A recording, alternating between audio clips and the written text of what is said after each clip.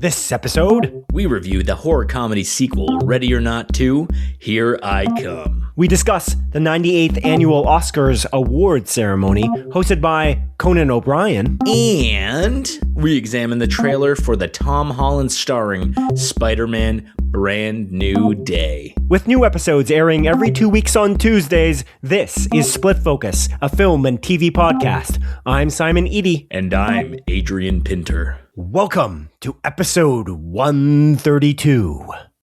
Wow, really cool. Come on in, guys. It's podcast time.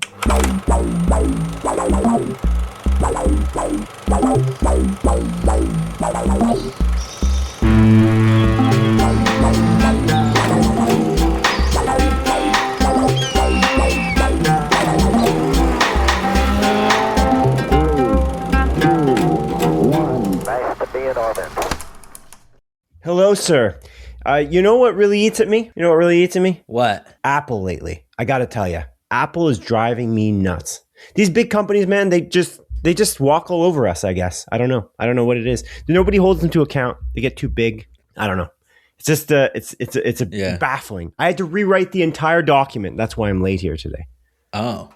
I had to rewrite the entire episode because they deleted my stuff in Pages. The Apple Pages app just completely deleted everything because I didn't update my operating system a couple times, and then it didn't sync. The Pages document didn't sync up. So episode 132, thrown in the garbage. So I've rewritten it in Google. I'm not going back to Pages. Goodbye, Pages, forever. Apple, you screwed yourself, I guess. You lost one customer out of billions, I guess, but I don't think they care.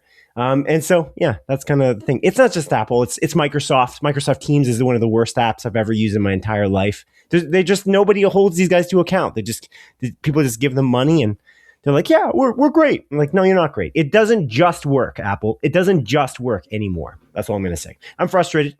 You can tell. I'm also very sick. Mm-hmm. Came back from my honeymoon and I'm just very sick. I'm sunburnt. My skin is peeling. Mm-hmm. I'm fired up, Adrian. I'm fired up. How are you? You already started recording? Yeah.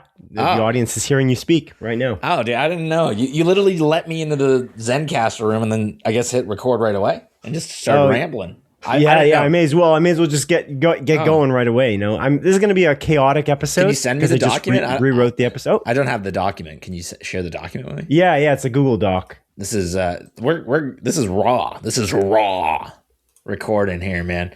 Yeah, that's right. Well, you don't really, nothing in the document informs you of what the beginning of the podcast is anyway. To be fair enough.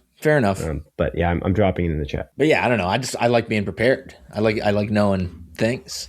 Well, you have in the last couple of weeks because Apple would not sync the document for Pages for weeks because I had to completely change my operating system. I don't know why that's important. I just don't understand. Google just has Google Docs sync everything up in the cloud constantly, and you don't have to change an operating system for it to work. I don't really understand what is the logic here. I don't get it. And then to find out after I've updated the operating system, I open Pages and it's deleted my entire 3 weeks of work. Is like most baffling garbage I've ever heard of. It doesn't even make any logical sense. I was saving it repeatedly. I was trying to save the core file so that it wouldn't do that. Didn't do that. It just didn't save. It didn't save it. It's 3 weeks back. It's since they started telling me that I couldn't sync it anymore with you for the collaboration. Anyway, I don't want to bore the audience. This is a film and TV podcast, Adrian, not a bad tech podcast. So it is what it is. I've been using Apple forever. I've every Apple product under the sun in terms of categories, and I regret it a little bit more now. This year more than ever, but the last 5 years, to me, the software has gone downhill. Is Windows any better?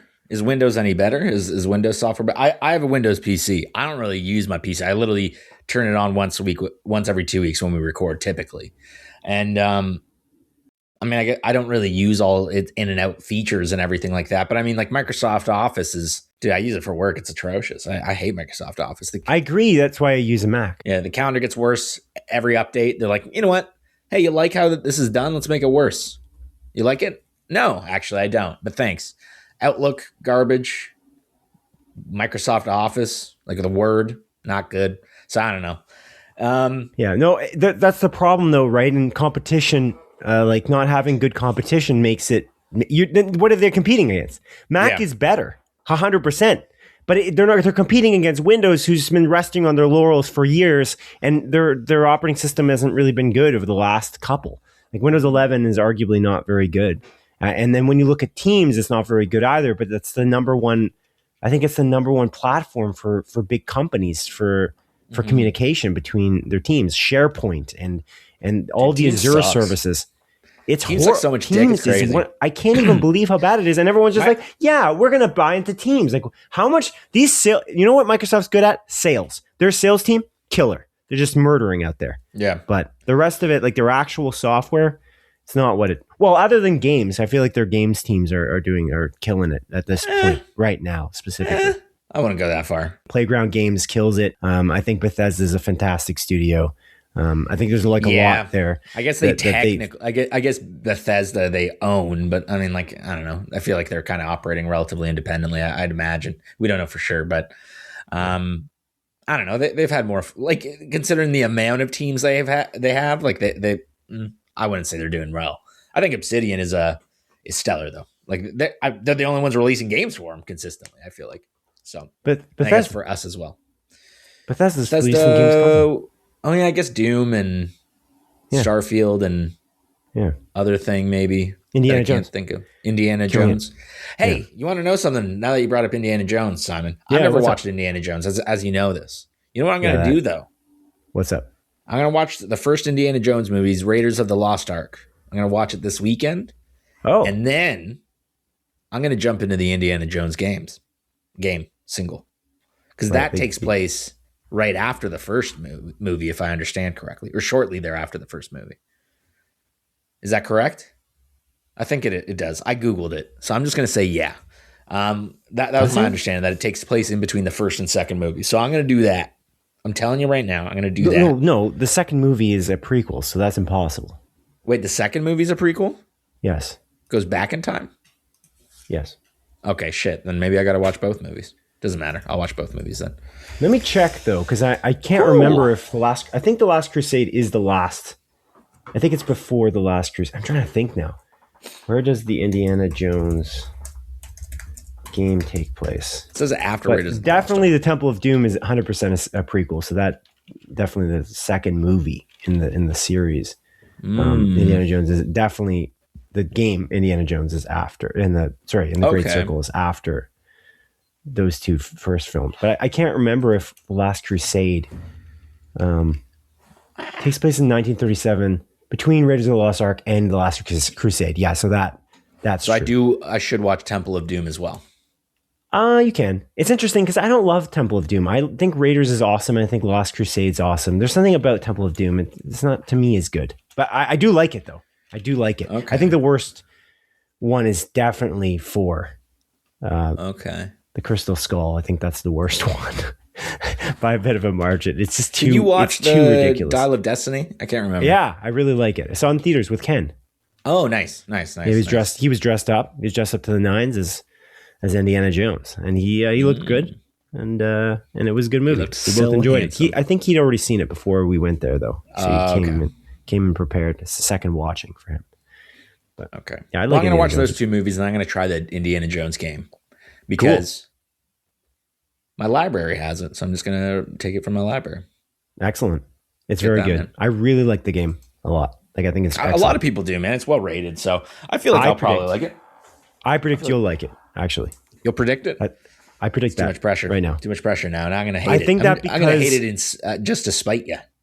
It's like their version of Uncharted, but it's good. There's a quirkiness to it that's unique to it, as well as it being first person, which I think the first person aspect is freaking awesome. I think that part, the thing that it got a lot of flack for when it was announced, like, wait, this is an Indiana Jones game, and I can't see Indiana Jones.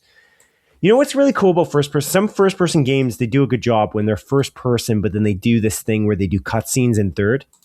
And even in this game as well, there's also when you climb things, you're in third as well. When you use your whip to climb things and swing across things, you're in third. I think it's a really good balance, but the first person aspect makes you really feel immersed, like you are Harrison Ford in this grand adventure. But yeah, anyway, it's really cool. So I am Troy Baker playing Harrison Ford playing Indiana Jones in This Great Adventure, you mean? Yeah. Right. Nice. That's awesome. Troy Bakeson Ford. Troy Bakeson Ford. Yeah. Right on. Yeah. I requested access, by the way, on that doc. If you want to give me access. I did it twice. Oh, I don't know. Do I do it a third? No, I haven't used this. I'll wait for him. I'll wait for the guy. Oh dear. Yeah. Where do I even accept access? I don't know. Probably to your email, man. This is a messy. Would it be your email? I don't know about that. Should be. But yeah, you're ill, man. I mean, I asked you a couple questions about your honeymoon last time we spoke. Because we did play marathon together. I had to invite myself to it. I invited myself to play marathon with you. After all this time, you didn't want me to play with you. And I said, Simon, I'm going to play with you. Is that okay? And you said, fine, whatever. So we hopped on to marathon, played a little bit. And I was like, oh, how was your honeymoon? And you said, good. So elaborate now. Elaborate. Right. Give me some more. I didn't just say good. I did say more, but I mean, it's good for this podcast for me to say more now. It was pretty good. I enjoyed it. I got really burnt at one point, like really burnt. I used so much sunblock, dude. Am I the whitest person you've ever met? Maybe. Like personality wise or skin color? Either way, whatever you want. But I was talking about skin color. I can't believe it, dude. I can't believe how much sunblock I used. I was like bathing in this stuff and it was like burning. I'm like, am I still burning? I have so much SPF 50 sunblock on and it was not doing anything. Anyway, so that was annoying. 50's not enough, dude. 50's not enough. It was very chill. Like this was an all-inclusive. You got to go 100 SPFs. I don't think that's the thing, really, though. I think there's like a limit. There's like a lie. There's like a actual. It's like a diminishing returns or something like that for the number. I don't know. When I was in Mexico, I think I had 80 or 100. And did I get burnt, Simon? I don't know. I got slightly burnt, just slightly though. Not that bad. Yeah, well, we were sunbathing too, so there's that. But you were sunbathing. Yeah, I just trying to bask in the sun a little bit. I don't get enough vitamin D, Vitamin D. Anyway, we had a lot of food. It was all inclusive. It was very enjoyable. We had a good time. You were pounding back those brewskis, man. Yeah, pounding back those brewskis. Yeah, me. You love the brewskis. Back the brewskis. No, I know you're not much of a drinker. I mean, you're not a drinker, actually. Period. Full stop. So, which is good. Yeah, it's good for you. Unlike me, who enjoys beverages every weekend, typically. Is that too much? My doctor said I'm okay though. When I told her the amount I drink, she's like, probably shouldn't drink that much, but you're not past the 10 drinks a week where cancer rates escalate dramatically, is what she told me. Yeah, I feel like I'm not going to make it. Sorry, go ahead. That sounds like it's made up though. Like one study said that, you know what I mean? Like like, I feel like every week there's like, oh, you can drink lots of red wine and it's fine. And then the next week it's like, oh no, you shouldn't drink anything. It's like, okay, well, like make up your mind. You know what I mean? Like, yeah, like pick a lane sort of deal. Yeah, they don't know. I feel like is a large part of it, but I feel like alcohol is kind of poison in some way. But it makes you feel good, which is the best part about it. Poison, Yeah, I love it. I so is the sun, dude. It's true, and the sun tries to kill you every day. Sun does try to kill you, but it also is useful for us with the vitamin D aspect. So it's more useful than alcohol, but yeah, man, it's so funny, like that like seasonal depression and how real that is. And like, you're in like kind of a bad mood and then the sun's shining and then you go out and it's like you just did like a line of blow or something. You're like, wow, everything feels good. You're just like, wow, this is amazing. And it's nice. Yeah. Yeah. Not that I would know, but yeah, presumably. About the blow part. Yeah, about the sun. Like the line part, actually. No, about the sun part, Simon. I never go. You never gone outside. Yeah, I've never gone outside. Yeah, I am indeed. Yeah. Must be nice. I've heard about it. I've heard it's similar to when I do cocaine all the time. So yeah, right. Good stuff. Yeah. Good stuff. But yeah, dude, I'm glad that you enjoyed your time abroad with your wife. And you guys had a pleasant honeymoon. I'm happy for the two of you. It was nice seeing the two of you as well in human form yesterday. Even though you were a little sickly, I missed you enough, and I was like, "That's okay. I'll spend time with you." This is a perfect segue to talk about another marriage that instead of going well went awry. Adrian, when we watched the movie yesterday about marriages, a marriage story. No, Ready or Not to Here I Come, which we saw in theaters together. And it is about marriages in a large way, I feel like, because that's what the first movie is about. And it's just continuation in every way. But yeah, we should just do that. Let's just review that first, and then we can talk about what we watched independently after that, if that works for you. Dude, that works so well for me because I really loved this movie. I thought it was an absolute blast. I love the first Ready or Not movie. I like every movie that... Is it Matt Bellapini? Bettinelli, Olpin, and I think it's Bettinelli, Olpin. Yeah, is it Tyler? Those Gillett? guys. Sorry, that's Tyler. Right. I don't know, man. Now you're making me question it. Is Tyler? Tyler I'll Gillett. Look it up. Tyler Gillett. Okay. Gillette Pro Glide 3D shaving. The best a man can get. Exactly.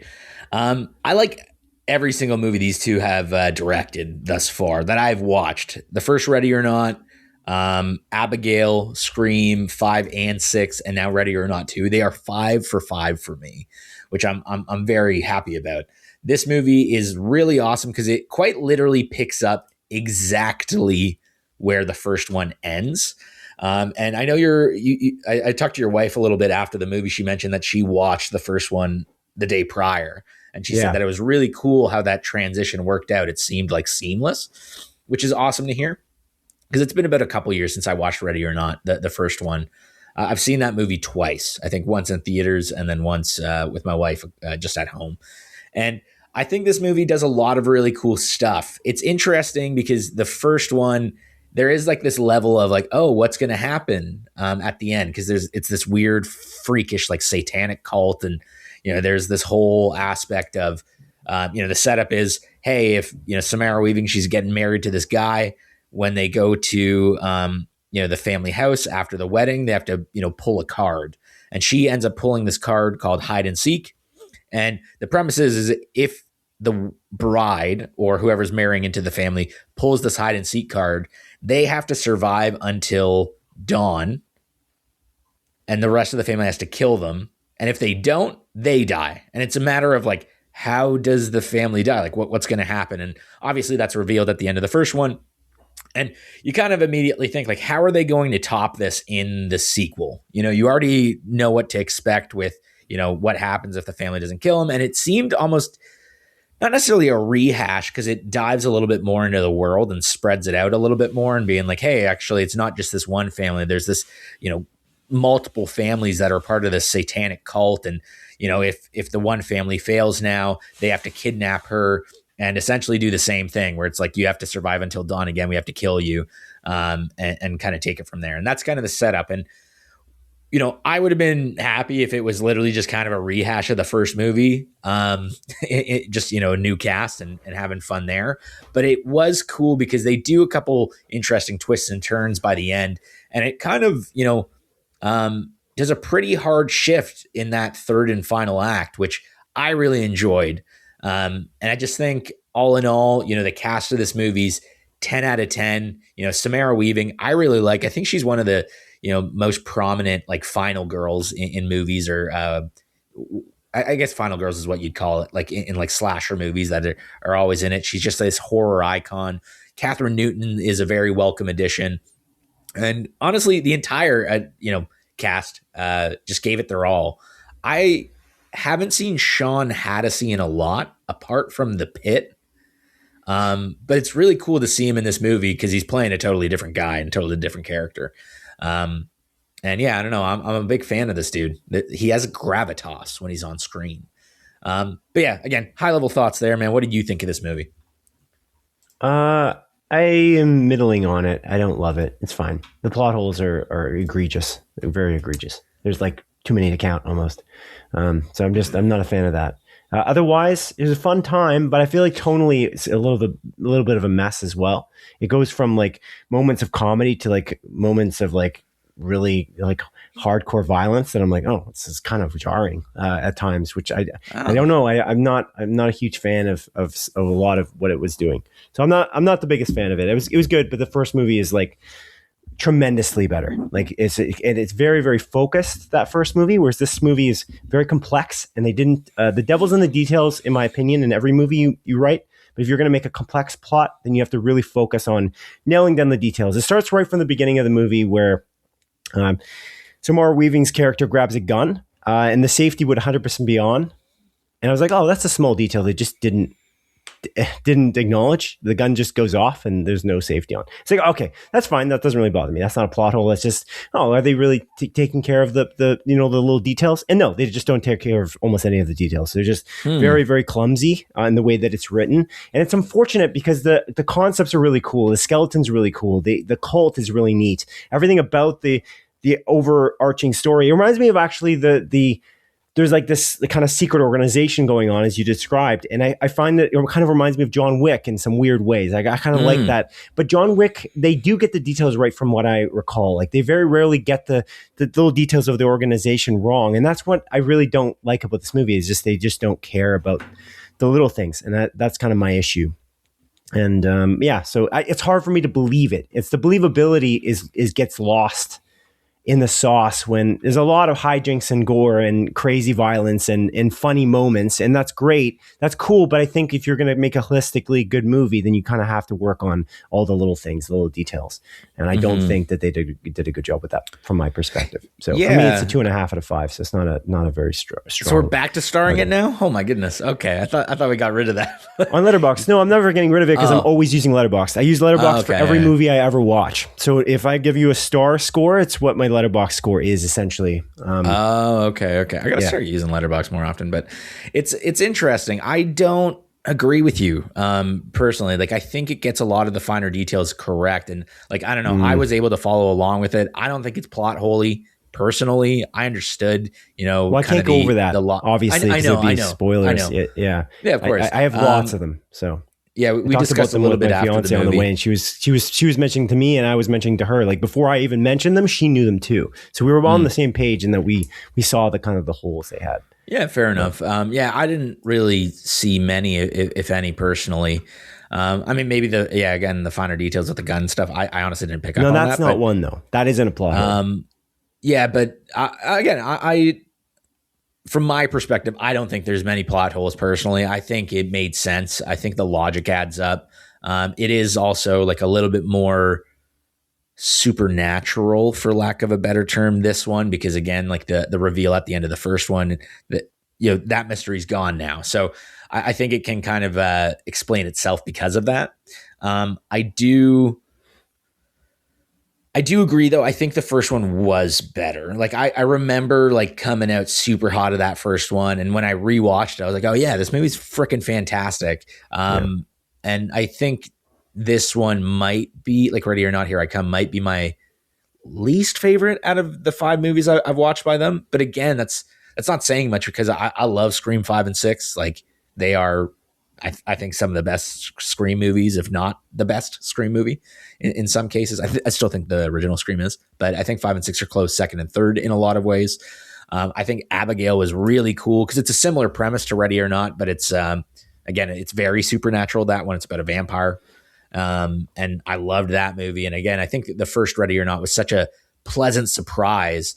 And it's interesting that so many, like since Ready or Not, there's been a few movies that have like kind of taken on this premise in a lot of ways, or at least very similar, or try to like match the tone.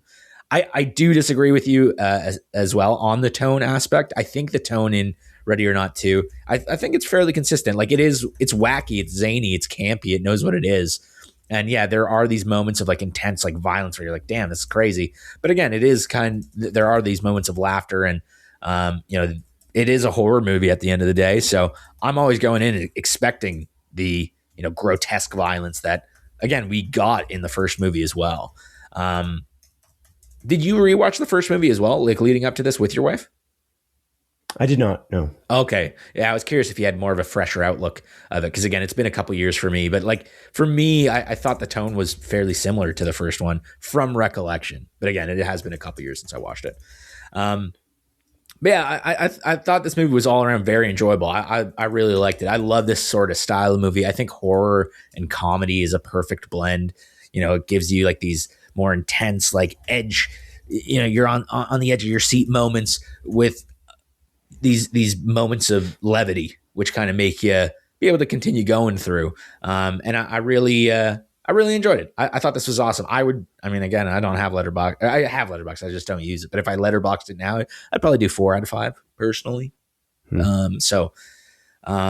Again, and to be fair, I know this isn't really your style of movie either. Like, you're not a big horror fan. I don't think you love the grotesque violence as much as I do. I like kind of the over to the top, gory violence. I like it too. I have no problem with it.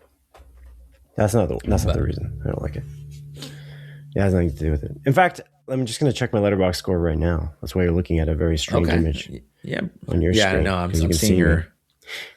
Just a side note here. Do you notice how my camera's just zooming into my face constantly and doesn't make any sense?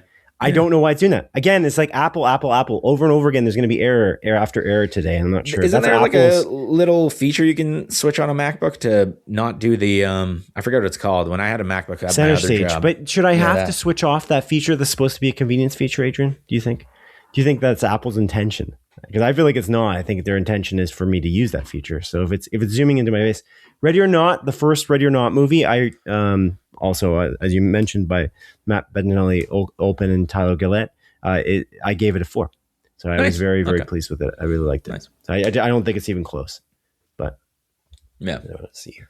I think the best example of why I don't like it, I feel like it's kind of oh my God, I'm having a bad day today. Because you had a bad day. This morning, and I was like, I had trouble. Sing a sad something and you're something and something. Oh man, I hate that song. You like that song? No. It's horrible. But we're gonna get copyright struck because of that. I fucking nailed it, dude. Nailed that. Probably. I think one of the greatest examples, maybe not the best one, but a great example of how the movie doesn't do too well, I think it reminds me of Army of the Dead. These two characters, they're sisters, and they're catching up, and they're just like freaking yelling at each other in the middle of basically a war zone. People are hunting them, and they're just like, stop. It's so unrelatable. Like, I couldn't have just kind of been stabbed multiple times. By the way, you'd be completely bleeding out. Again, tonally, it just doesn't make any sense. You just can't get stabbed like that. You'd be bleeding out really badly.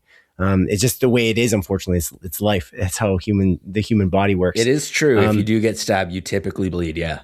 Yeah, and they're injured, and they're just like fine, which is like, again, plot hole. But there's this idea that they're just arguing in the middle of this place. It's like, okay, what are you, Dave Bautista, and whatever that other actress was that he's arguing in the middle of like a tense situation. Like, you kind of need to go. Like, I just think if I was in that situation, it wouldn't matter that I hadn't seen my sister for years. I would just completely be like, no, I'm focused. The adrenaline's kicked in. There's no way. Like, I just don't. It's like in the middle of a hockey game, just like stopping and saying, talking on the bench about life.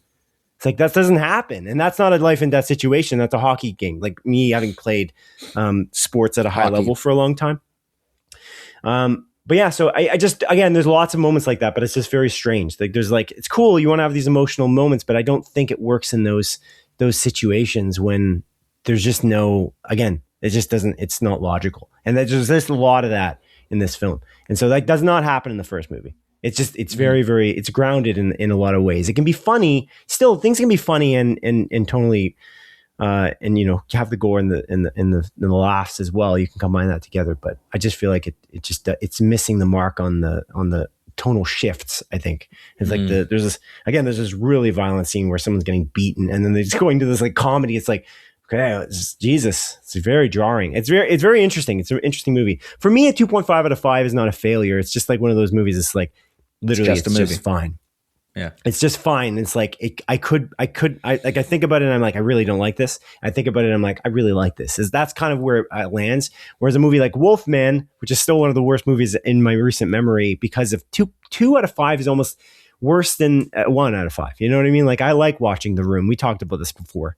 It's entertaining. We can chirp it, while we're watching it. But Wolfman was kind of like boring and it didn't have a lot going for it. This 2.5, like, I'm like, there's a lot has going for it. It just doesn't nail the details, and that's kind of where my head's at. But yeah, that's fair. We can kind of move on. Yeah, man. If you're good with that. Yeah, again, I enjoyed it. I recommend it. I would go out to see it in the movie theaters because I did go out to see it in the movie theaters. But if I knew that I already knew about this movie and its quality, I would still go out to see it in the movie theaters. You know what I mean? Yeah, I feel like you didn't have to say it in that many words. Because you couldn't have known because you hadn't seen it yet if you would like it, you know? Yeah. But yeah. Ready or not, here I'm gonna come. Whoa. All right. To the movie theater. All right. What else did you watch this week? Ready or not, here I'm gonna come to the movie theater. Okay. What else did I watch? Dude, I actually watched a shit ton of stuff. It's kind of crazy. I was like looking at my thing. I was like, oh, I didn't watch that much in the past couple of days. And I was like, wait, no, I did actually. So while you were gone, while you were in a different country, I actually went to the movies once again without you. I went with a couple of friends and I watched a Canadian movie, Simon. A Canadian horror movie that's labeled the scariest movie you'll ever hear. And it's a movie called Undertone.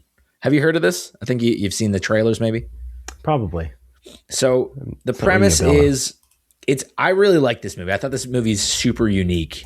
So it's a Canadian movie. It stars Nina Kiri and Michelle Duquette. So I haven't really seen either of these in much at all. But the cool part about this movie is this entire movie is a bottle episode. It takes place exclusively in a house. And the only two people you see the entire movie are Nina Kiri's Evie character, and then her mom, who is like deathly ill, just essentially on her deathbed.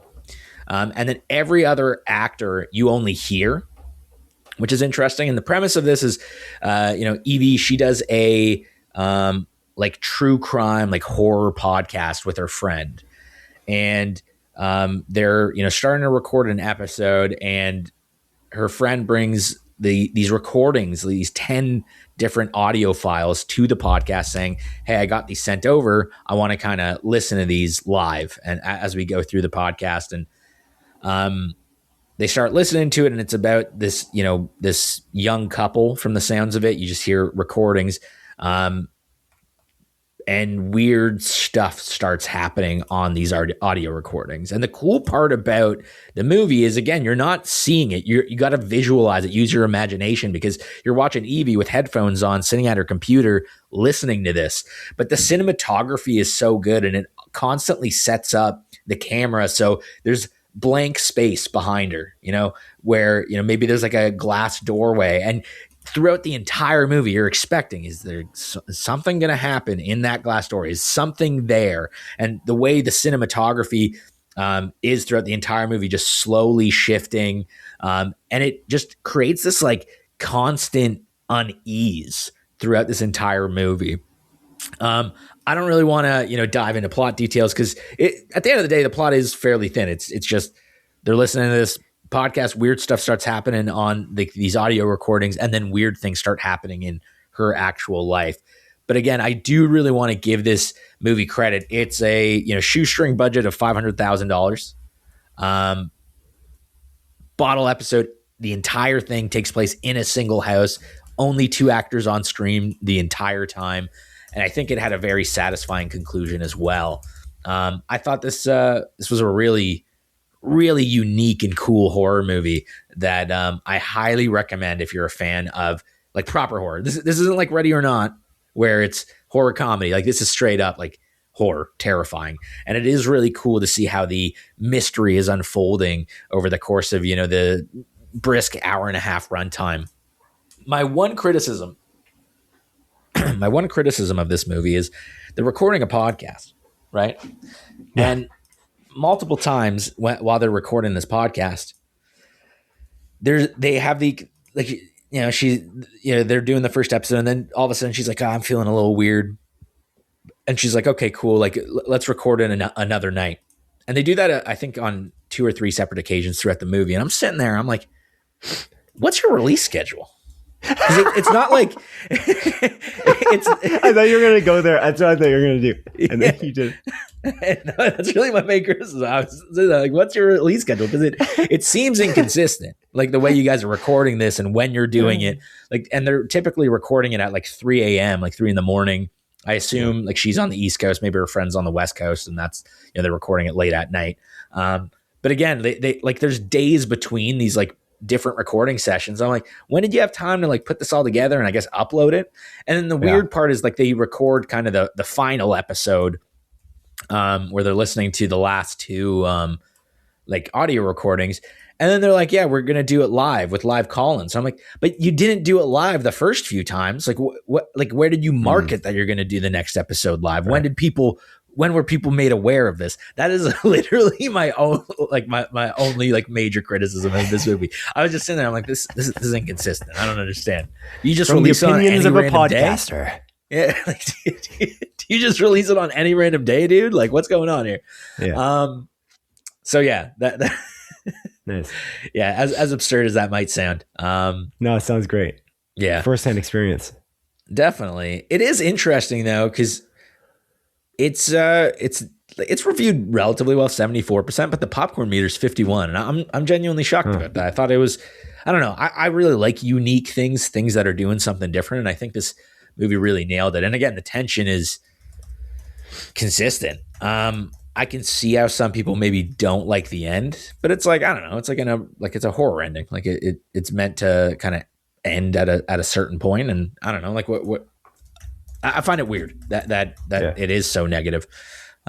Really good though. I loved it. Canadian movie. 2 weeks or 2 episodes back to back. I'm reviewing a Canadian movie, Simon. Look at me, Canadian man here. Look at you go. You love it, don't you? Yeah, and I do. How Canadian I am. Nice. All right. Awesome. Cool, anything else? Anything else you watched, huh? I have watched one other movie, and then I watched I'll talk about this movie real quick because I don't have much to say about it. I watched the Naked Gun movie. Oh, nice. I like my friend gave me their Paramount Plus account because my wife's watching Canada Shore on it. Okay. And the Naked Gun was on there, and we were just like, it was, I think last Friday, we were just kind of in the mood to chill out, listen to or watch a comedy movie. So we dove into the Naked Gun, and it's great, man. It's really funny. Liam Neeson and Pamela Anderson are fantastic in this. They have really great on-screen chemistry. Paul Walter Hauser, I really like him in pretty much everything he's in. It's super over-the-top slapstick. I never watched the original Naked Gun movies from recollection. I don't think I have. Maybe one of them. But I definitely watched Airplane, which was Leslie Nelson's other movie that was probably very popular at the time. And again, it's very slapstick, over the top humor, very literal, very punny, and just an all around good time, man. If you just want to be, have an hour and a half, just quality comedy, absurd, over the top, get some really good laughs in, really recommend that. Now, the last thing that I'll properly review, I watched a bunch of other shit, but I'm not going to bore you with it all. Last thing that I watched, yes, that is a TV show that came. Oh, what the fuck am I doing? Oh, 1 second. Sorry, 1 second. I'm like using my work keyboard instead of my proper keyboard, trying to search this stuff up. There is a new HBO show that has just released starring Steve Carell called Rooster. I don't know if you heard about this, Simon. It's Bill Lawrence, who is the creator of both Ted Lasso and Shrinking, now on to HBO right in the show. And it's really good so far. So there's only 2 episodes, and the setup is quite simple. Steve Carell, his daughter is essentially dealing with a breakup of her, longtime boyfriend, partner, who cheated on her with a grad student. And like, she's kind of like spiraling out of control. So the show starts off where, Steve Carell goes to the school that she works at because she's a teacher there, along with her partner or her boyfriend, and is just kind of there to make sure his daughter's okay. And that's really the setup. He's a renowned author, not like highbrow work. He just does silly action, drama, comedy movies, comedy books. No, I guess not comedy, more so just action. There's a agent, and he's essentially James Bond style stuff, for lack of a better term. But that's not really the focus. And he goes to the school that the Dean or one of the head guys played by John C. McGinley is who runs the school, has been trying to get Steve Carell's character to get there for many, many years to like do kind of like a conference, like a book conversation at one of the classes. And, he's constantly said no to it. But now that his daughter's like going through this, he says yes as an excuse to, go there and, hang out with his daughter. And that's really just the setup of the show. And it is very familiar in tone where it's, there's obviously, some emotional beats. It's dealing with some sad stuff, but it is consistently, positive and uplifting, like a lot of other Bill Lawrence shows, as in like Shrinking and Ted Lasso. And I thought the first 2 episodes were pretty darn good. I really like the setup. The one thing that I find a little bit odd about it, and I don't know, like, is it the Crave stream? Am I crazy? The look of the show, it has like this weird filter to it. I don't know how to put it. Like when I watched the trailer, it didn't seem to have it. But when I'm streaming this on Crave, there's this like almost like a slightly darker, less like vibrant, like sort of stream going on. It seems almost like 90s in a weird way, like it's shot like that. Again, I don't know if that's just literally Crave, the way it's uploaded the episode, or if this is like a creative choice, but it kind of caught me off guard because when we were watching it, me and my wife, the first episode, we were like, something seems weird, right? So we backed out and relaunched it and it was the same thing. And then the second episode looks the same. Mind you, no other show I've watched on Crave has had this similar sort of streaming issue. So I don't know if it's independent to this or, again, a creative choice.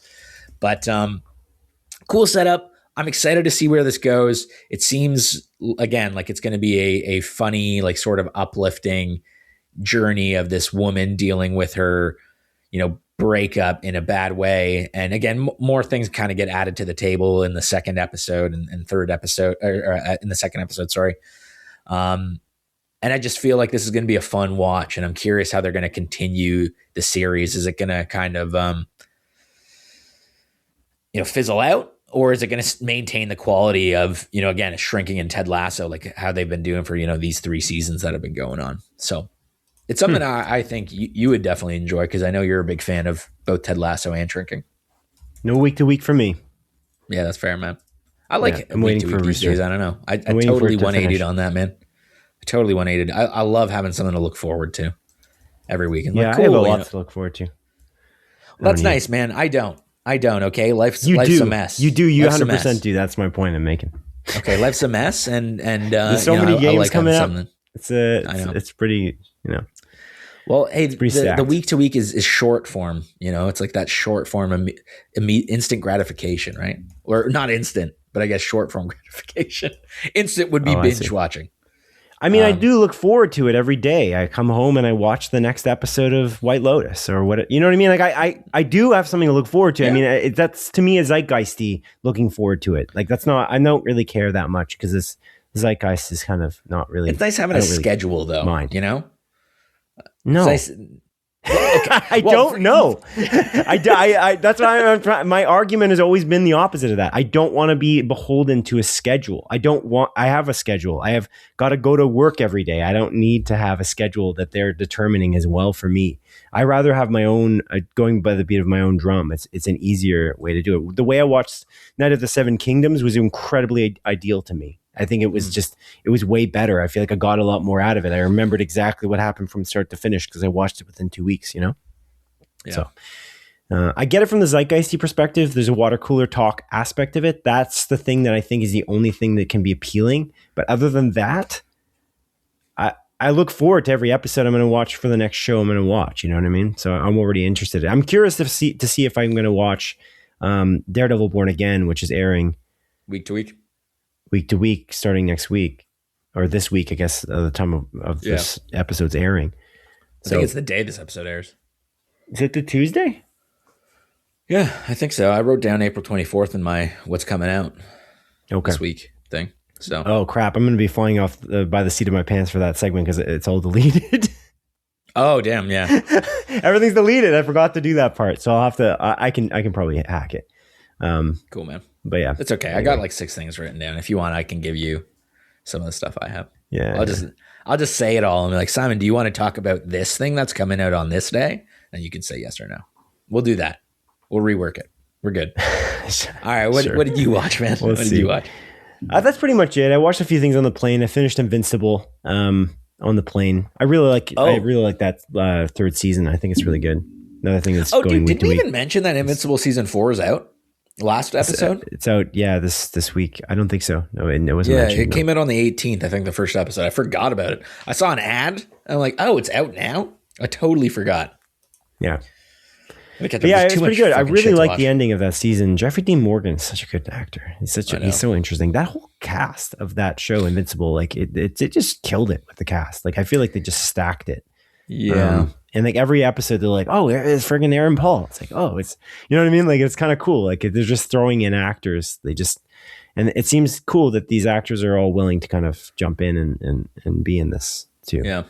So it's pretty good. I really like it. I think that last episode was excellent. There's an element of like, I like this idea of like having a fight scene as well. Like what they've done this many times in Invincible that takes a whole episode. It's like, it's almost a whole episode. There's something like really epic about it. So I'm really into that. I really like it. I'm almost curious. It reminds me of that game, like almost like old school, like Dragon Ball's, like, you know, anime. That's like, right.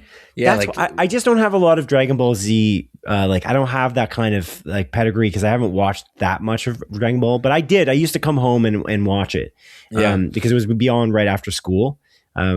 And so I would go home and watch it a little bit, but I'm just not an expert at all. So I don't mention it. But that would have been the point of reference I would have, is that was something that Dragon Ball did really well, is that they just had these like epic fights and everyone would talk about them. And then they'd play the PS2, you know, the Budokai games. And, oh yeah, dude. You know? Budokai 1, 2, 3, Tenkaichi 2. Yeah. Damn good. Sorry, I interrupted you. You were saying something about the Invincible fighting game that's coming out? Yeah, Invincible Versus. There's something interesting about it because there's a narrative in that. Robert Kirkman, like the creator of Invincible and The Walking Dead, etc., but Invincible in this case, for obvious reasons, we're talking about that. But Robert Kirkman was saying that if he was going to make any video game for Invincible, it would be a fighting game, and that he was like pitched other ideas for video games in the past, but the one video game he wanted to make was an Invincible fighting game. Yeah, and now he's getting to do it, which is kind of cool. And it looks really good. I feel like the animation seems pretty great. And I don't know, it looks like it could be pretty cool. Because they had a beta, didn't they? Was it last weekend? I honestly don't know. I don't know. I don't know. I remember like late last year, they were doing kind of like tests or whatever. I just always assumed this was like a mobile game. Every time I saw it, I was like, is this just like a mobile game? Is this something legit? I think it's because I mixed it up. They had a like Invincible like mobile game that also came out at some point last year, a couple years ago, and I don't know, it's kind of a shame. I don't like fighting games at all. Like I can't be fucked learning like the controls and all of that. It's like I just don't find enjoyment in that. And it's purely competition a lot of the time, and I think a lot of people get very into that like online sort of setting where you're just facing. But I mean, we just referenced Budokai. You know what I mean? Yeah, but that was different. That was like when I was a kid, and again, Budokai had like a lot of story, and then there was even like, that's what this is. There's a story in the game. That's why I'm mentioning it. That's why I'm interested. Is that aspect? The other one that I would be interested in maybe eventually dabbling in is Injustice, just to get the story out of it, because apparently the Injustice games, like the DC game. I read the comic books. Oh, cool! I didn't know that. That's sweet. Yeah. No, you're not talking about Injustice. Or you're talking about, I know you read Invincible. I read the Injustice comic books as cool. Well. Yeah. I don't know if I finished them. This was like 5 years ago, like 6 years ago. I feel like maybe even longer. I feel like maybe I was in university reading these. But yeah, I did read all of Invincible in university. Well, that I knew. Yeah. I caught up, and then I was reading it like month to month until it finished. Same with The Walking Dead. The Walking Dead I read, I want to say like in grade 9 or something, I started reading it. And then like the show came out around that same time. Because I feel like I was like, oh, a zombie comic book. Like this seems like a good jumping on point. And then I like started reading it. And I want to say like within like a couple weeks of me starting it, they announced the show. I was like, oh, this is kind of convenient, if I recall correctly. But yeah. Sweet. Okay. Yeah. Sweet, man. Yeah. Okay. Cool, man. Let's move on now, Adrian, to the montage, a sequence of our show in which I briefly present at least 7 of the bi-week's smaller news stories as Adrian delivers a brisk verdict. Number 1. Mission Impossible Dead Reckoning director Christopher McQuarrie is set to develop a new Conan the Barbarian sequel film called King Conan with Arnold Schwarzenegger Oh, sorry. What am I doing? Conan. It's like it's O'Brien. Conan the Barbarian, called King Conan, with Arnold Schwarzenegger set to return as Conan. Oh, that's cool. I like Christopher McQuarrie movies, but I don't know. I have no attachment to Conan. That's fair. Number 2, Atlanta actor Donald Glover has been cast as Yoshi in the Super Mario Brothers movie sequel, Super Mario Galaxy. Yeah, cool. I found this weird because they announced this so close. The movie's out in like a week or two. So I'm like, oh, okay. You didn't just cast him. He was already cast. There's been so many different announcements for this, like constantly. The Nintendo Directs are crazy for this movie. It's hyped up by Nintendo, eh? It's going to be $1 billion movie, no doubt. Okay. Am I going to watch it in theaters? No, probably not. Okay. Number 3, according to publication Deadline, Disney has greenlit a live-action Tinkerbell series from Friday Night Lights writers Liz Heldens and Bridget Carpenter for streaming service Disney+. Oh, okay. I mean, I don't really care about this at all. But cool. Number 4, according to Deadline, Hard Eyes director, Nice. This is something you might care about, I do. Christopher Landon has been hired on as director for an upcoming supernatural horror film called Final Boarding. Heck yeah, dude. I love Christopher Landon as a director. I think he's awesome. Just to correct you, he didn't direct Hard Eyes. He wrote Hard Eyes. Oh, he didn't direct it. Oh, he didn't direct it. No. Oh, okay. He wrote Hard Eyes. I put Hard Eyes because I knew you liked it. I love that movie. Yeah, I put in Drop initially, but then I was like, oh, let's put Hard Eyes for Adrian. I thought he's the director. Who's the director of Hard Eyes? It's like Josh Rubin. Okay. Josh Rubin is the director. But yeah, he wrote Hard Eyes with a couple others. And again, my persistent theory is that he kind of reworked his Scream 7 script into Hard Eyes because it is very Scream coded. Gotcha. Yeah. Number 5, Netflix has revealed that a new Will Ferrell golf comedy series is to be called The Hawk, Lonnie Hawkins, and it's set to premiere this summer. Oh, okay. Cool. Number 6, Phineas O'Connell has been hired on as composer for Beef Season 2 at Netflix. The new season launches on April 16th and stars Carey Mulligan and Oscar Isaac. Neat, man. I'm excited for Beef season, the second season. Number 7, as reported by The Dish, A Star is Born director Bradley Cooper is in talks to direct, write, and star in the upcoming Margot Robbie-attached Ocean's Heist franchise prequel film. Wow, cool. Will I watch it? Probably. I like Bradley Cooper. Number 8, as announced by Buffy the Vampire Slayer actor Sarah Michelle Gellar on social media, the Chloe Zhao-led Buffy reboot TV series Buffy the Vampire Slayer New Sunnydale has now been scrapped by streaming service Hulu. Yeah, and I think she said that it was literally just one Hulu executive that canned it because he just simply wasn't a fan of the series. Number 9, an animated series sequel for the beloved science fiction TV series Firefly is officially in the works, with the original cast returning but original creator Joss Whedon not involved. The series is set after the Firefly series and before the Firefly film, Serenity. Okay. Yeah, I have no attachment to this franchise. Number 10. According to Deadline, Fargo actor Patrick Wilson and Matlock actor Jason Ritter have been cast in the upcoming Season 3 of The Last of Us. Oh my goodness, who are they going to be? Did they say? Did they say who are they going to be? Not that I saw. Okay. And that concludes the montage. Yeah, it's interesting. Like that Buffy the Vampire Slayer show, that reboot, like I guess the soft reboot sequel TV series, that has Chloe Zhao, like, you know, nominated and winning director Chloe Zhao, like Oscar nominated for Hamnet this past Oscars. She was attached as like not a showrunner, but like as a director. And Joss Whedon wasn't involved. And as soon as that happened, I was like, can this really do well though? Because I feel like Joss Whedon is kind of the heart and soul of that franchise. Same with Firefly, but this is an animated show. So it's an interesting thing. Like both of those things kind of happened within days of each other. The Buffy the Vampire Slayer soft reboot got canceled while the animated show got greenlit with the entire original cast pretty much, except for, what's his name? Glass. Oh, I forgot his first name. It's Ron. It is Ron Glass. Ron Glass passed away in 2016. But Yeah, so like he's not in it, but the rest of the cast is joined up, which is really cool. I love Firefly. I genuinely think it's amazing. I really, really love it. And the fact that Joss Whedon's not a part of this is disappointing for me. I know that there's allegations against him and all that stuff, but like it seemed to me like he was just a bad boss from my perspective. He's kind of a dick. It seemed like it was kind of the issue. It's not like the crazy Me Too allegations that have gone around, but it is what it is. I don't know. I'm not gonna pass too much judgment on the guy because I don't know enough about it. Yeah, I think it was just a lot of like thankfully it's not like sexual harassment or anything, but I think there was like a lot of like verbal bullying, hostile work environment, all that. I think the most recent person that like really came out and was like attacking him was Ray Fisher, who was supposed to be who was Cyborg in the DCEU, and he was like saying how Joss Whedon was kind of unacceptable on the set and everything like that. We talked about that for sure on this podcast. Yeah. That was the one, that was the conversation that the thing I don't know, the way Ray Fisher was talking about it. I don't know. That one was weird. I feel like the worst situation was actually on Buffy, actually, from what I was kind of seeing. He was like, he seemed like a serial womanizer, and he was a dick to his cast.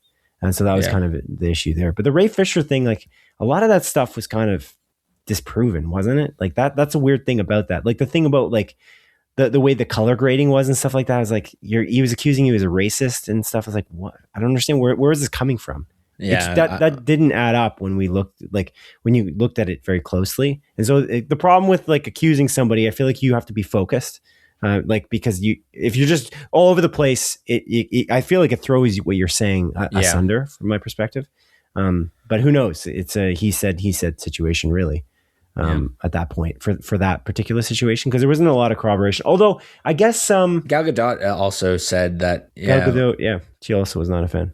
Yeah, said that he was like very like talk shit about her career and everything. Yeah, it's just like it's like bad boss vibes. So like he power tripped people. It sucks. Yeah, it sucks. It's unfortunate. I'm not saying he's a good guy, but you love him. You love him, and you wish he was back. I love what he's made. You love him specifically, and you want him to be a part of everything. I find it easier to like what he's made still to this day, over somebody like Kevin Spacey. Like it's hard for me to go back and watch a Kevin Spacey thing now because of what although the Kevin Spacey thing is crazy because he was in like multiple lawsuits and he somehow got out of them. But yeah, it's just, I feel like watching Kevin Spacey on screen is harder than watching Firefly again for me. You get harder watching Kevin Spacey on screen. That's a weird thing to say. More difficult. Dude.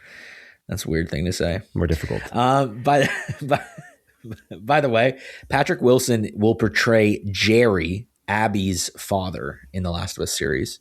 Oh, and what? Yeah, and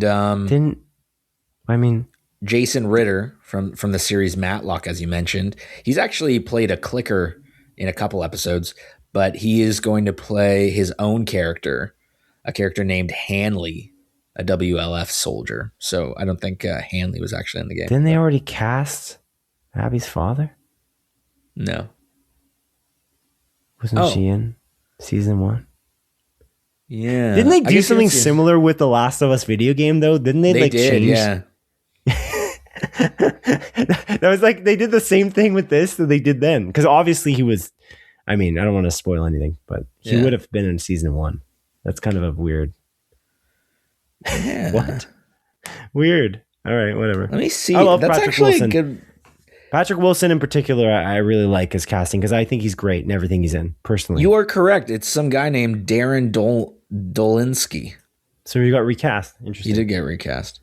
It's funny that you mentioned that because they did essentially did the exact same thing in Last of Us Part 1 and Part 2. Yeah. I think they changed how the character looked entirely, which is funny because they're just doing that. I guess this is a faithful remake.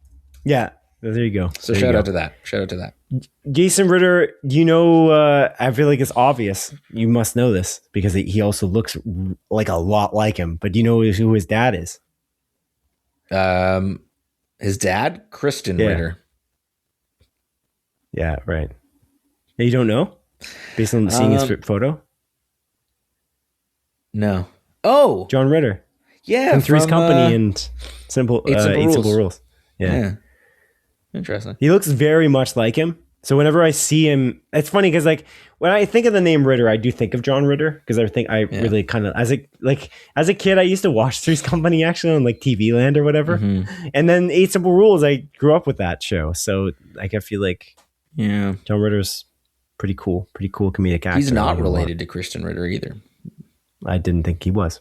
Well, they have the same last name, so I think that's a fair thing to think about. But they don't look that similar either. But Jason and John do look similar. Anyway, all right. Well, Adrian, it's time now to move on to a trilogy of news, a component of our show where we discuss at least 3. That's not even the name of it. Again, it got deleted because I got the stupid document. A trilogy of topical tidings. Let's dive into now, Adrian. A trilogy of topical tidings. It sucks if I have to repeat it. It's so stupid already as the title. And if I have to repeat it, it's dumber. It becomes dumber, I feel like, than it already is. This is a component of our show where we discuss at least 3 film and TV industry news stories that have been somewhat zeitgeisty over the past 2 weeks, Adrian. And the first is the Oscars. I don't know if you watched the Oscars on Sunday, March 15th, but Conan O'Brien was the host. And director Paul Thomas Anderson's One Battle After Another won pretty big at the show, taking home the award for Best Picture, among many others.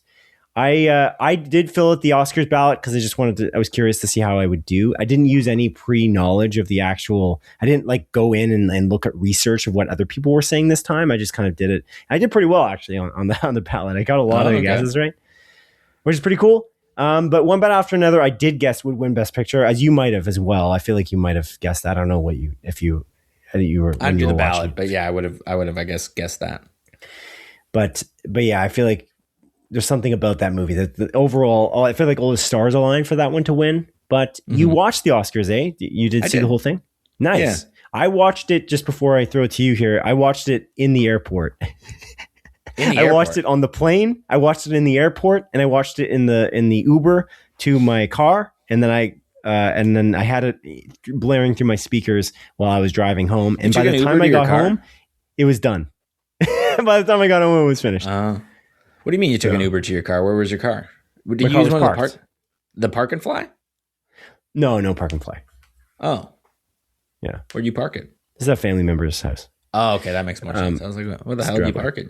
Just on the Toronto streets, dude? Just on the streets of Toronto? Yeah, just on the streets. The Mississauga, I guess. But whatever. So that's how I watched it. And it's funny because the moment we got home, it ended, which is so stupid. I did miss the monologue initially, and then I watched it after. One thing I'll say as well, and this is a standout for me, and this is the reason why I was really disappointed that I was going to miss this Oscars, because I haven't really missed one in, I don't know, 10, 15 years, I feel like. First of all, Crave was clutch, because that's the only way I was able to do this. Awesome. So thank God it was on Crave. That's amazing. Awesome. I got to say this out loud. No one's going to hear this podcast because no one listens to this podcast, but I wanted to be very clear.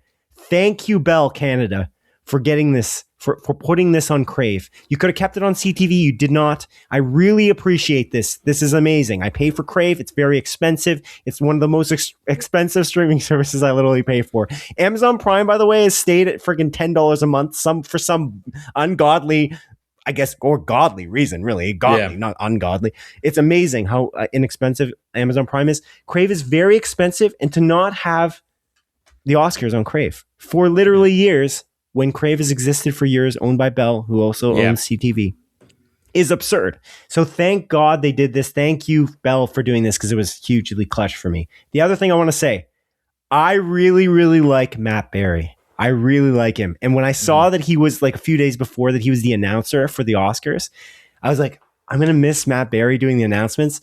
His pronunciation, what an order. You know, what an order. He's just like, actor. Antonio Banderas. It's so good, man. Yeah. He's amazing. The whole thing, I watched there was like this supercut of all of the pronunciations for all of the actors going on stage or whenever he was announcing something. There's like this supercut of him announcing in his specific way of announcing things. And it's very entertaining. He did a great job. Conan O'Brien did a great job, in my opinion, too. But yeah, I'll throw it to you. What did you think of the overall ceremony? What did you think about the wins, the losses, the surprises, the snubs? The surprises. Yeah, man, I enjoyed it. I like watching award shows. It's like more of a recent, within the last few years, I've just been getting in it. I just like sitting down and watching these things. It's a nice change of pace. It's cool to see. I do agree. I'm glad that it's on Crave. To be fair, I could have just, used Bell 5 and leached it off my mother-in-law and watched it like that. But we watched it on Crave. We even have Crave Basic, and it's still on Crave Basic because I got Crave Basic for free with my mobile plan. So just free, which is really cool. I thought the ceremony itself was really good. Conan and funny as ever, man. I really like it. A lot of, he had a lot of really cool stand-up moments where he's just kind of standing there, someone's trying to say like a thank you speech.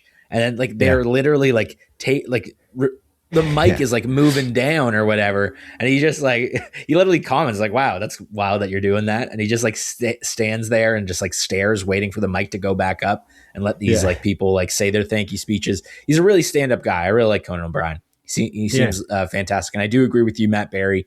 He's a delight to listen to. He does have a very, he has gravitas in his voice. Yeah, that's right. There you go. You just pulled off him Matt Berry. Not even close, but thank you.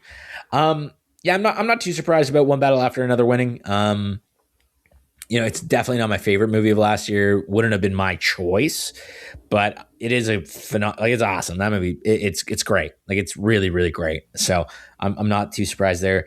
A couple of things that I really want to point out that I'm happy about. Michael B. Jordan, Best Actor for Sinners. That I was fairly confident in. Why? Because I just think he was so freaking good in that movie, dude. I think he's fantastic. He's playing two roles. You can tell them apart. He's just doing such a good job. He should have won 2 Oscars. He should have won 2. That's not the standout of that movie, though. I love that movie a lot. Like it's excellent. But that to me is I never for some reason thought of it as like, oh, this is a Michael B. Jordan like standout performance. I don't know. Interesting. It's interesting. I think he did a great job. I think he deserved the nomination, but I don't know.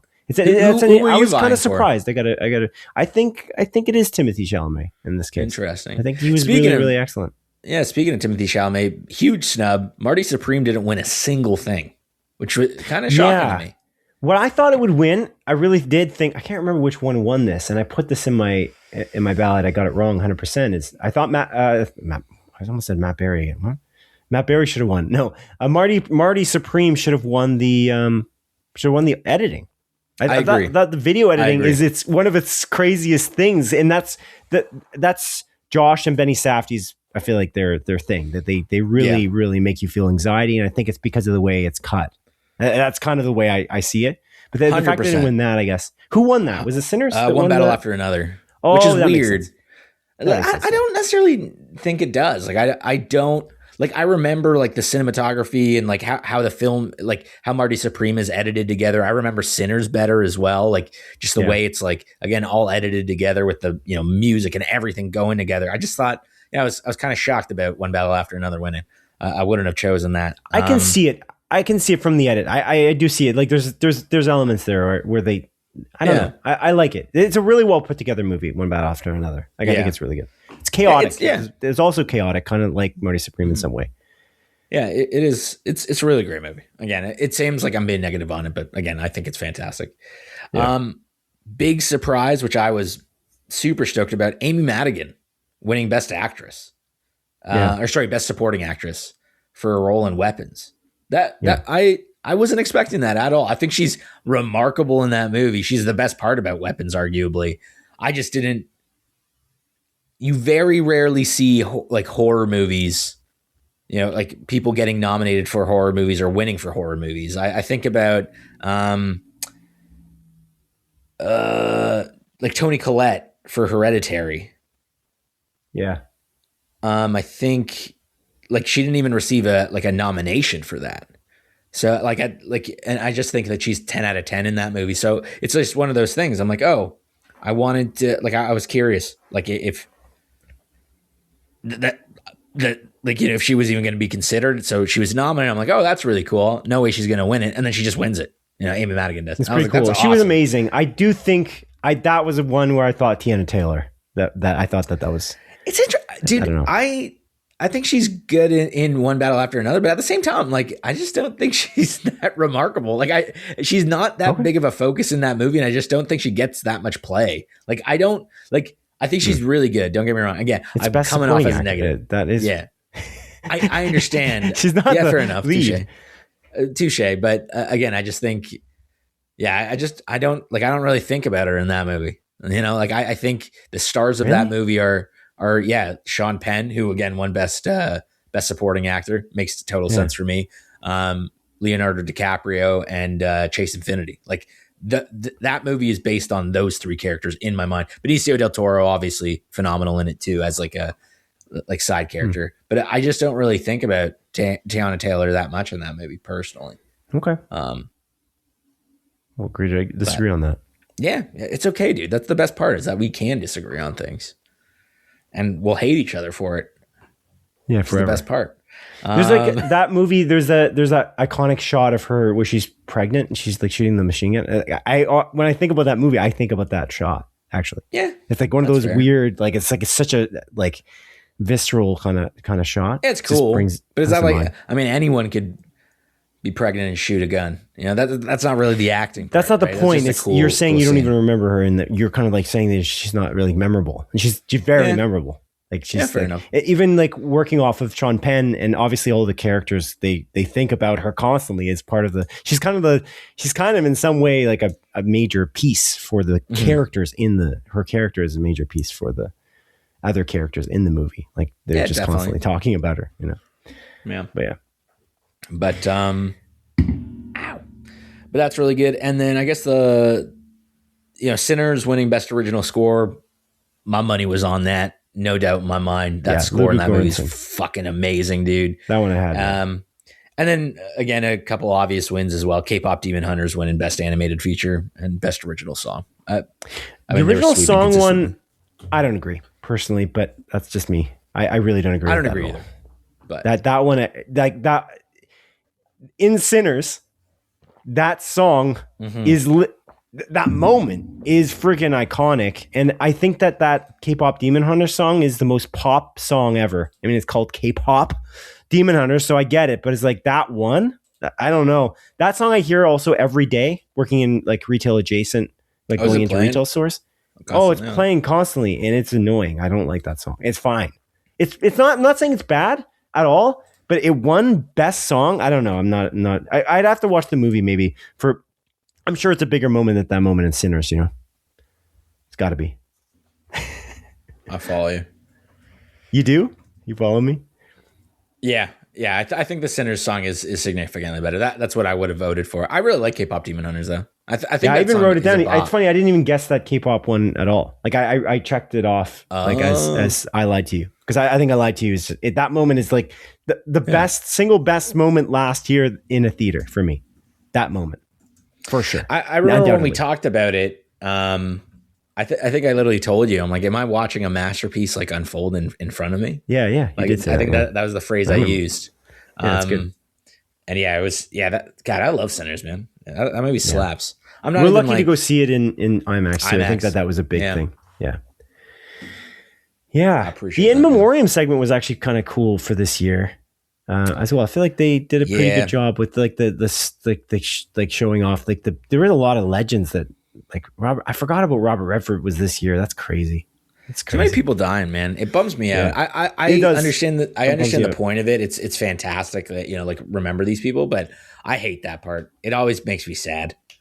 And like again, the Catherine O'Hara bit, I was like, oh man, like why am I welling up right now? I'm like, it's really good. I understand the point of it, but I hate it. Yeah. It genuinely bums me out. So, nah, that's fair. Yeah.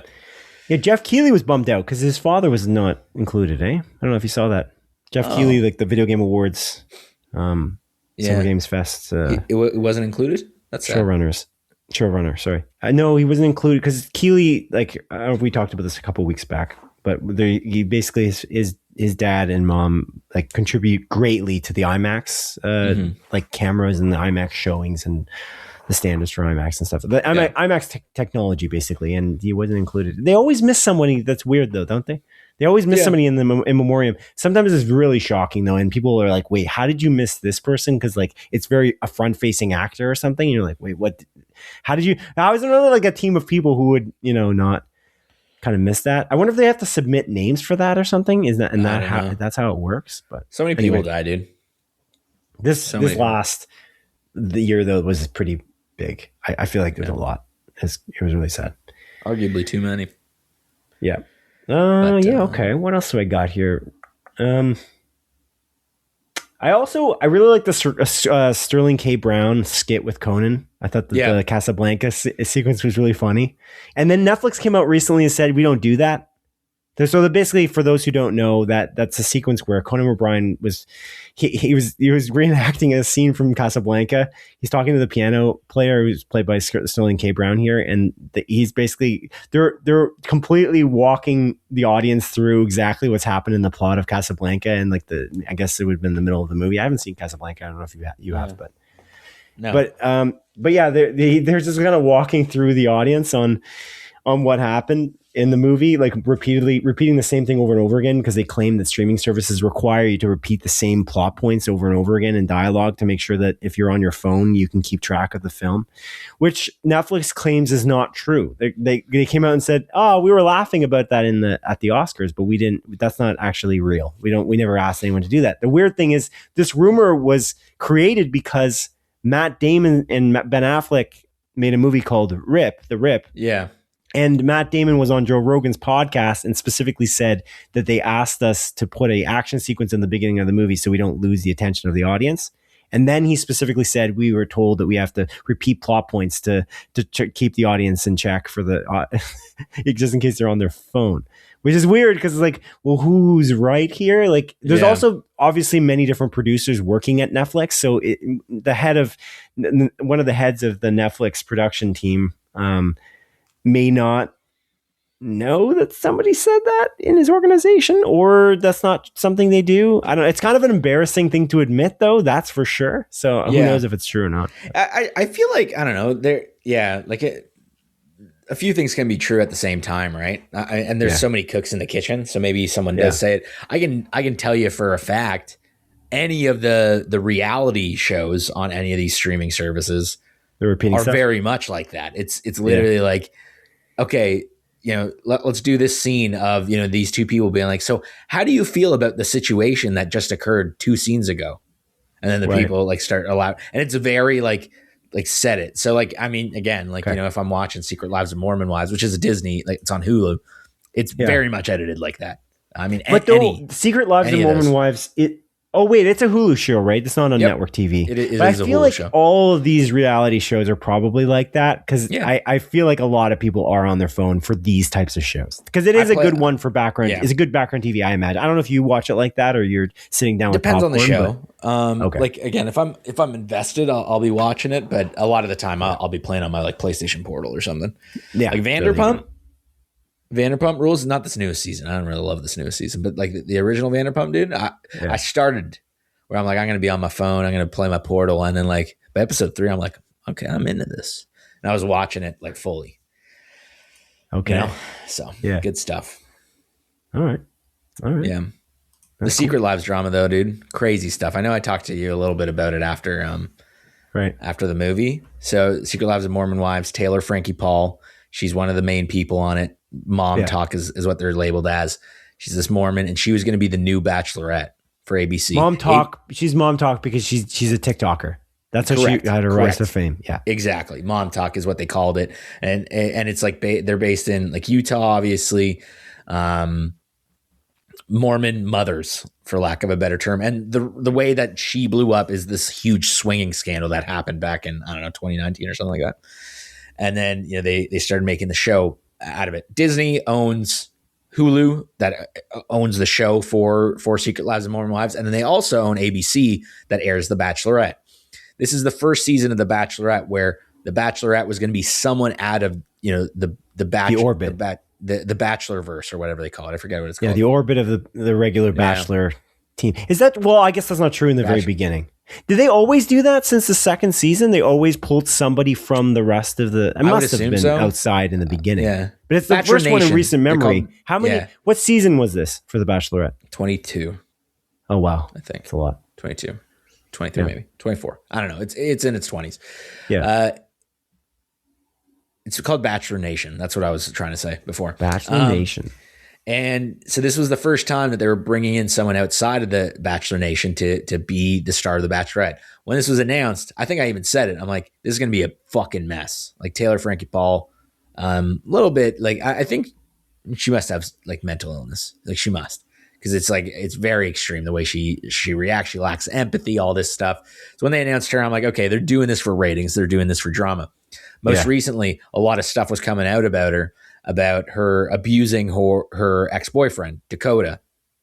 And, she also made allegations against him that he abused her. And a video leaked from back in that was recorded, I want to say in 2023, where the first season, like when the first season was filmed. And the first episode of season 1 of Secret Lives of Mormon Wives ends with like the cops coming to Taylor Frankie Paul's door for this like domestic charge. And the video finally leaked. Investigators already had the video, and it's literally her like beating the shit out of her like boyfriend Dakota, like punching him, and he's like, "This is abuse. Like this is what it's called." She like puts him in a headlock. He's like, "Stop it!" Yelling at her, and she literally like grabs like these like metal stools, not pieces of poop, Simon, as you thought when I talked about it earlier.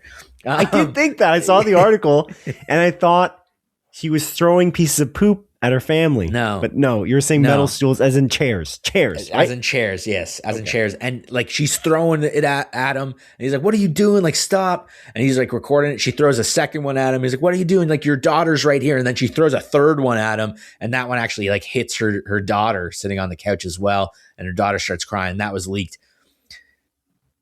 But The Bachelorette's supposed to air on this upcoming Sunday, and as of yesterday, the 19th, we're recording this on the 20th, they said that they're not airing the season, which is crazy, dude. Like, so, like, just immediate. I'm kind of shocked about this. This was filmed back in, I think, October of last year, October through probably, I don't know, November, early November, because that's when Secret Lives of Mormon Wives season 4 is taking place, and it's the lead up to Taylor going on The Bachelorette. The interesting part is a lot of these like PR people are going out saying like, "Oh, like Taylor Frankie Paul is, being mischaracterized, like her, she's dealing with abuse from her ex-boyfriend Dakota, yada, yada, yada." And it's like they're trying to like avoid that there's 4 seasons of television showing this woman being unhinged and incredibly toxic to her boyfriend. And like them trying to angle it like Dakota won't let Taylor leave his life and is like forcing himself back in. And it's like throughout all these seasons, it's her constantly reaching back out, her constantly bringing him back in. And like, it's crazy. It's like, dude, there's 4 seasons of evidence against this, what you're saying online. It's fucking nuts. So anyway. Yeah, some of it's, I'm sure like when they're making it, they're dramatizing it too for a reality TV show. But and it was interesting because Macy, who's one of the Secret Lives of Mormon Wives, she's really, I like her as a person. She seems like a good person. Who knows if any of them are actually good people, but she seems like a good person. Yeah. She even said that Taylor was given a really good edit for season 4, that she was actually worse. Well, and I'm like, oh my goodness, that's crazy because she was awful. Anyways, that's the drama. It's crazy. Like we talked about this in the parking lot. There is just ABC is very, very careful about their reality shows from the Bachelor Nation, as you called it. They're very careful about who they cast, and it's not wholesome. Certainly, it's The Bachelor, but they are owned by Disney. It's played up to be wholesome and real, right? And it's played up to be like, oh, these people are going to find love, and there are people that actually end up together or get married, right? Like a lot of these couples, they do break up after recordings finish, yada yada yada, or don't even make it to by the end of the series airing, and by the reunion they're broken up. But this was like the most evident situation where, okay, this is purely for marketing. This is purely to increase ratings again, bring people back in. Because I think it has been kind of reducing in ratings year over year. So yeah, crazy shit, man. It's interesting. I'm curious because they stopped filming season 5 of Secret Lives of Mormon Wives. Or as they say, Slalom.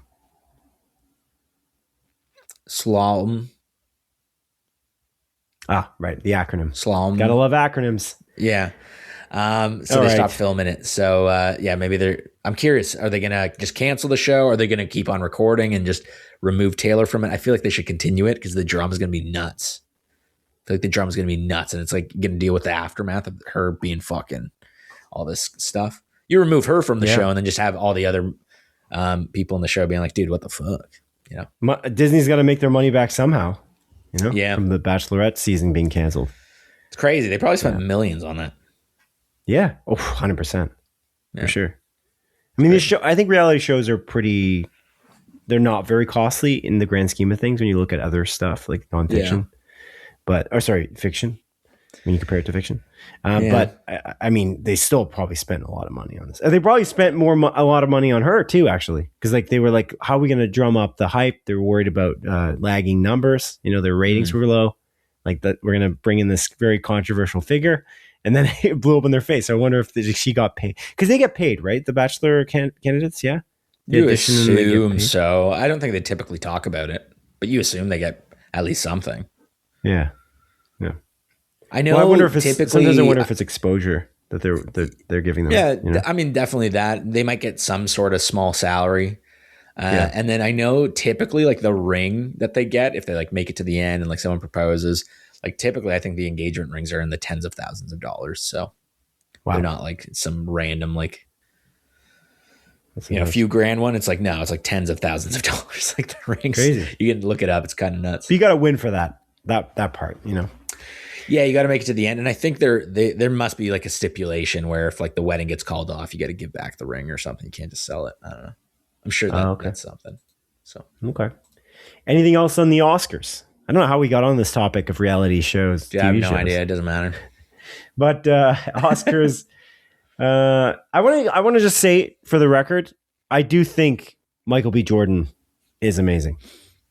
Okay, I think he was really good. I know everyone who was nominated is well deserved. I wasn't trying to say that. I wasn't trying to take that away from him.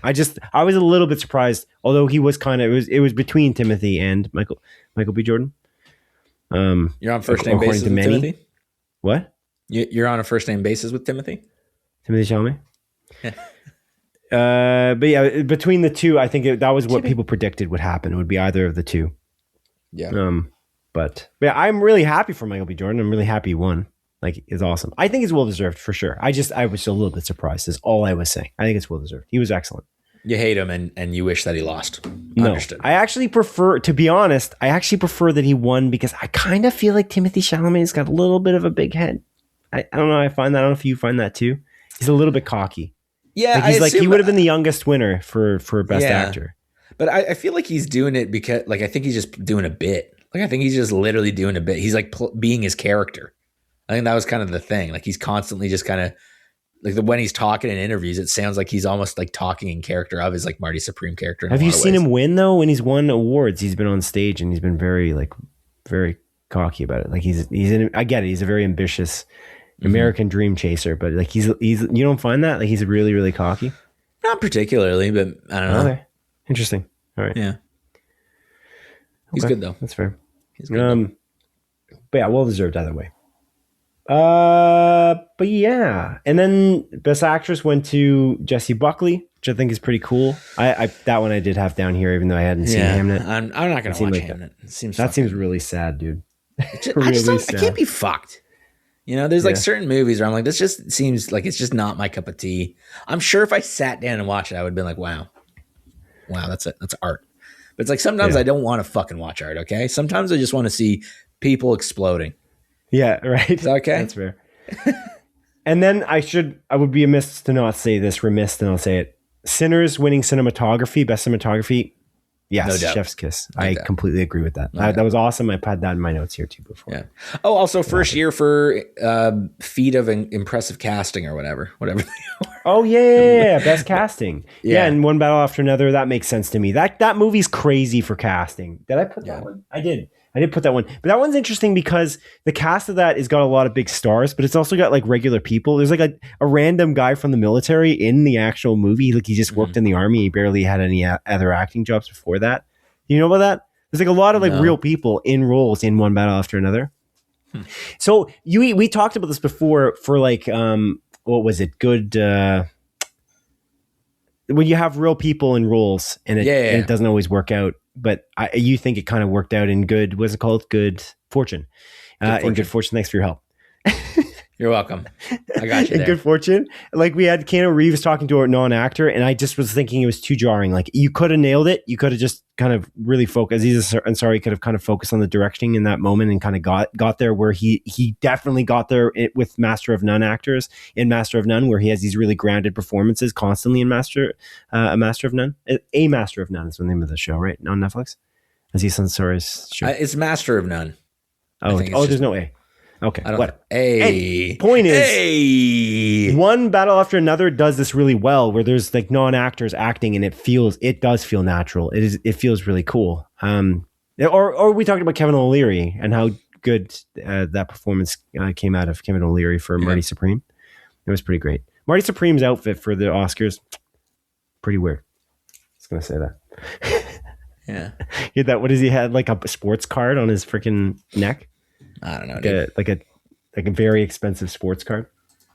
But yeah, anything else you want to mention for the Oscars before we move on? It was a good show. I'm glad that I watched it live. Yeah, on Crave. I liked it too.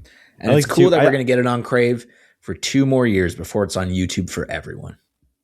Oh, I also like the cold open, the weapons cold open, and the ending. Oh yeah, and the ending, which you don't normally get in the Oscars. I thought that was a really clever spin on like how to end the show, instead of just rolling the credits with like confetti going everywhere. Where One Battle After Another, like the cast and crew is really happy. They had another clip of Conan, which I thought was great. I think the production values overall were pretty cool. There's also there was moments where the show was kind of sped up and slowed down. There was a tie, which was crazy as well. Yeah, Camille handled that really well. I feel like he did a great job. I like him a lot. Yeah, he's great. And then they had something speed up. Oh, it was Kieran Culkin. Kieran Culkin's like, so Sean Penn, he's not here today either because he couldn't be here or he didn't want to be. I just thought that was really good. Kieran Culkin is just like, he just seems like such a, like, I don't know. He seems like a very normal dude in some way, but he's also kind of just like tired of it sometimes. Yeah. You know what I mean? Like he's a kind of a sarcastic dude. I don't know. I like him a lot. But yeah, Sean Penn's funny because like that sucks, man. I feel like he's the favorite to win. That one I did guess. I think you might have as well. I thought his performance in that is crazy. He is in Ukraine, but why? Just don't be in Ukraine then. Go some other time. He's doing activisms. Yeah, I get it. I know. But the Oscars happen once. I feel like if you're going to go to any show, you wouldn't go to the Globes. Like he went to the Golden Globes. He was smoking there live. Did you see that clip of him smoking in the crowd? He's in the at one of the tables smoking. It's like, you went to the Golden Globes, you're not at the Oscars? I don't know.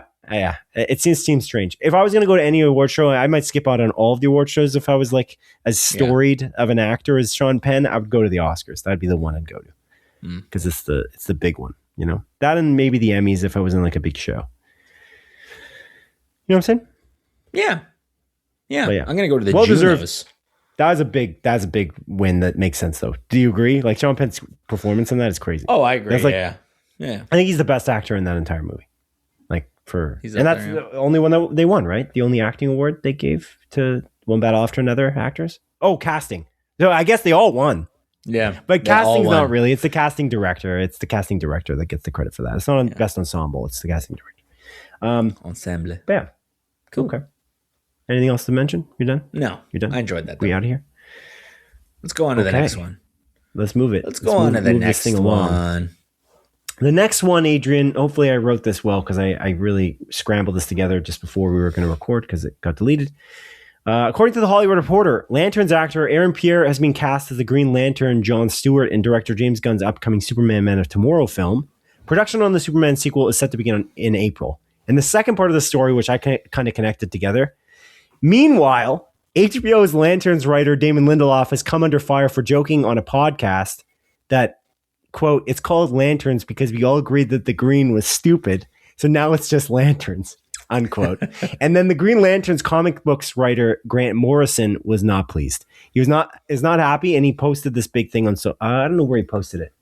Substack or something about how he was very displeased with what happened. And then Damon Lindelof came out and said, "I'm sorry, I shouldn't. I was very flippant with what I said. I didn't mean it." Something along those lines. I feel like it's a joke, man. It's like a joke. Like, don't take it so seriously. And the way there is something to be said about that, though. Just to be clear, that trailer has no green in it. That's where that came up. The trailer, the first trailer for HBO's Lanterns, and that's, I think, the connection. I think people were upset about that. That there are fans who are mad. It's not just Grant Morrison being mad. Grant Morrison wasn't really mad. He had a pretty even approach with what he said. Yeah. But fans are upset that there's like Green Lantern fans. I'm not a Green Lantern fan. I am more interested in this show. And I think they're trying to pull in the average audience. I think. I agree. Sorry, I cut you off.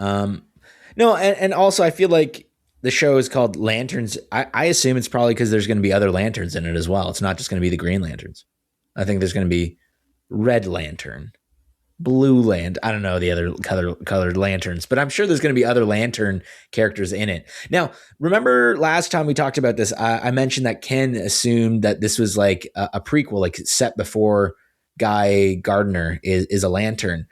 And you asked like, oh, why do you think that? And I was like, I can't remember. Or I said like, I don't know. I rewatched the trailer and I think it's because, what's his name? Kyle Chandler's Lantern character says that he's the first human lantern and the only one. I think he says something along those lines in that trailer that he's the only Green Lantern, like human lantern or something like that. So I guess the assumption is that it might actually be set before like Superman and stuff like that. Okay, that's cool.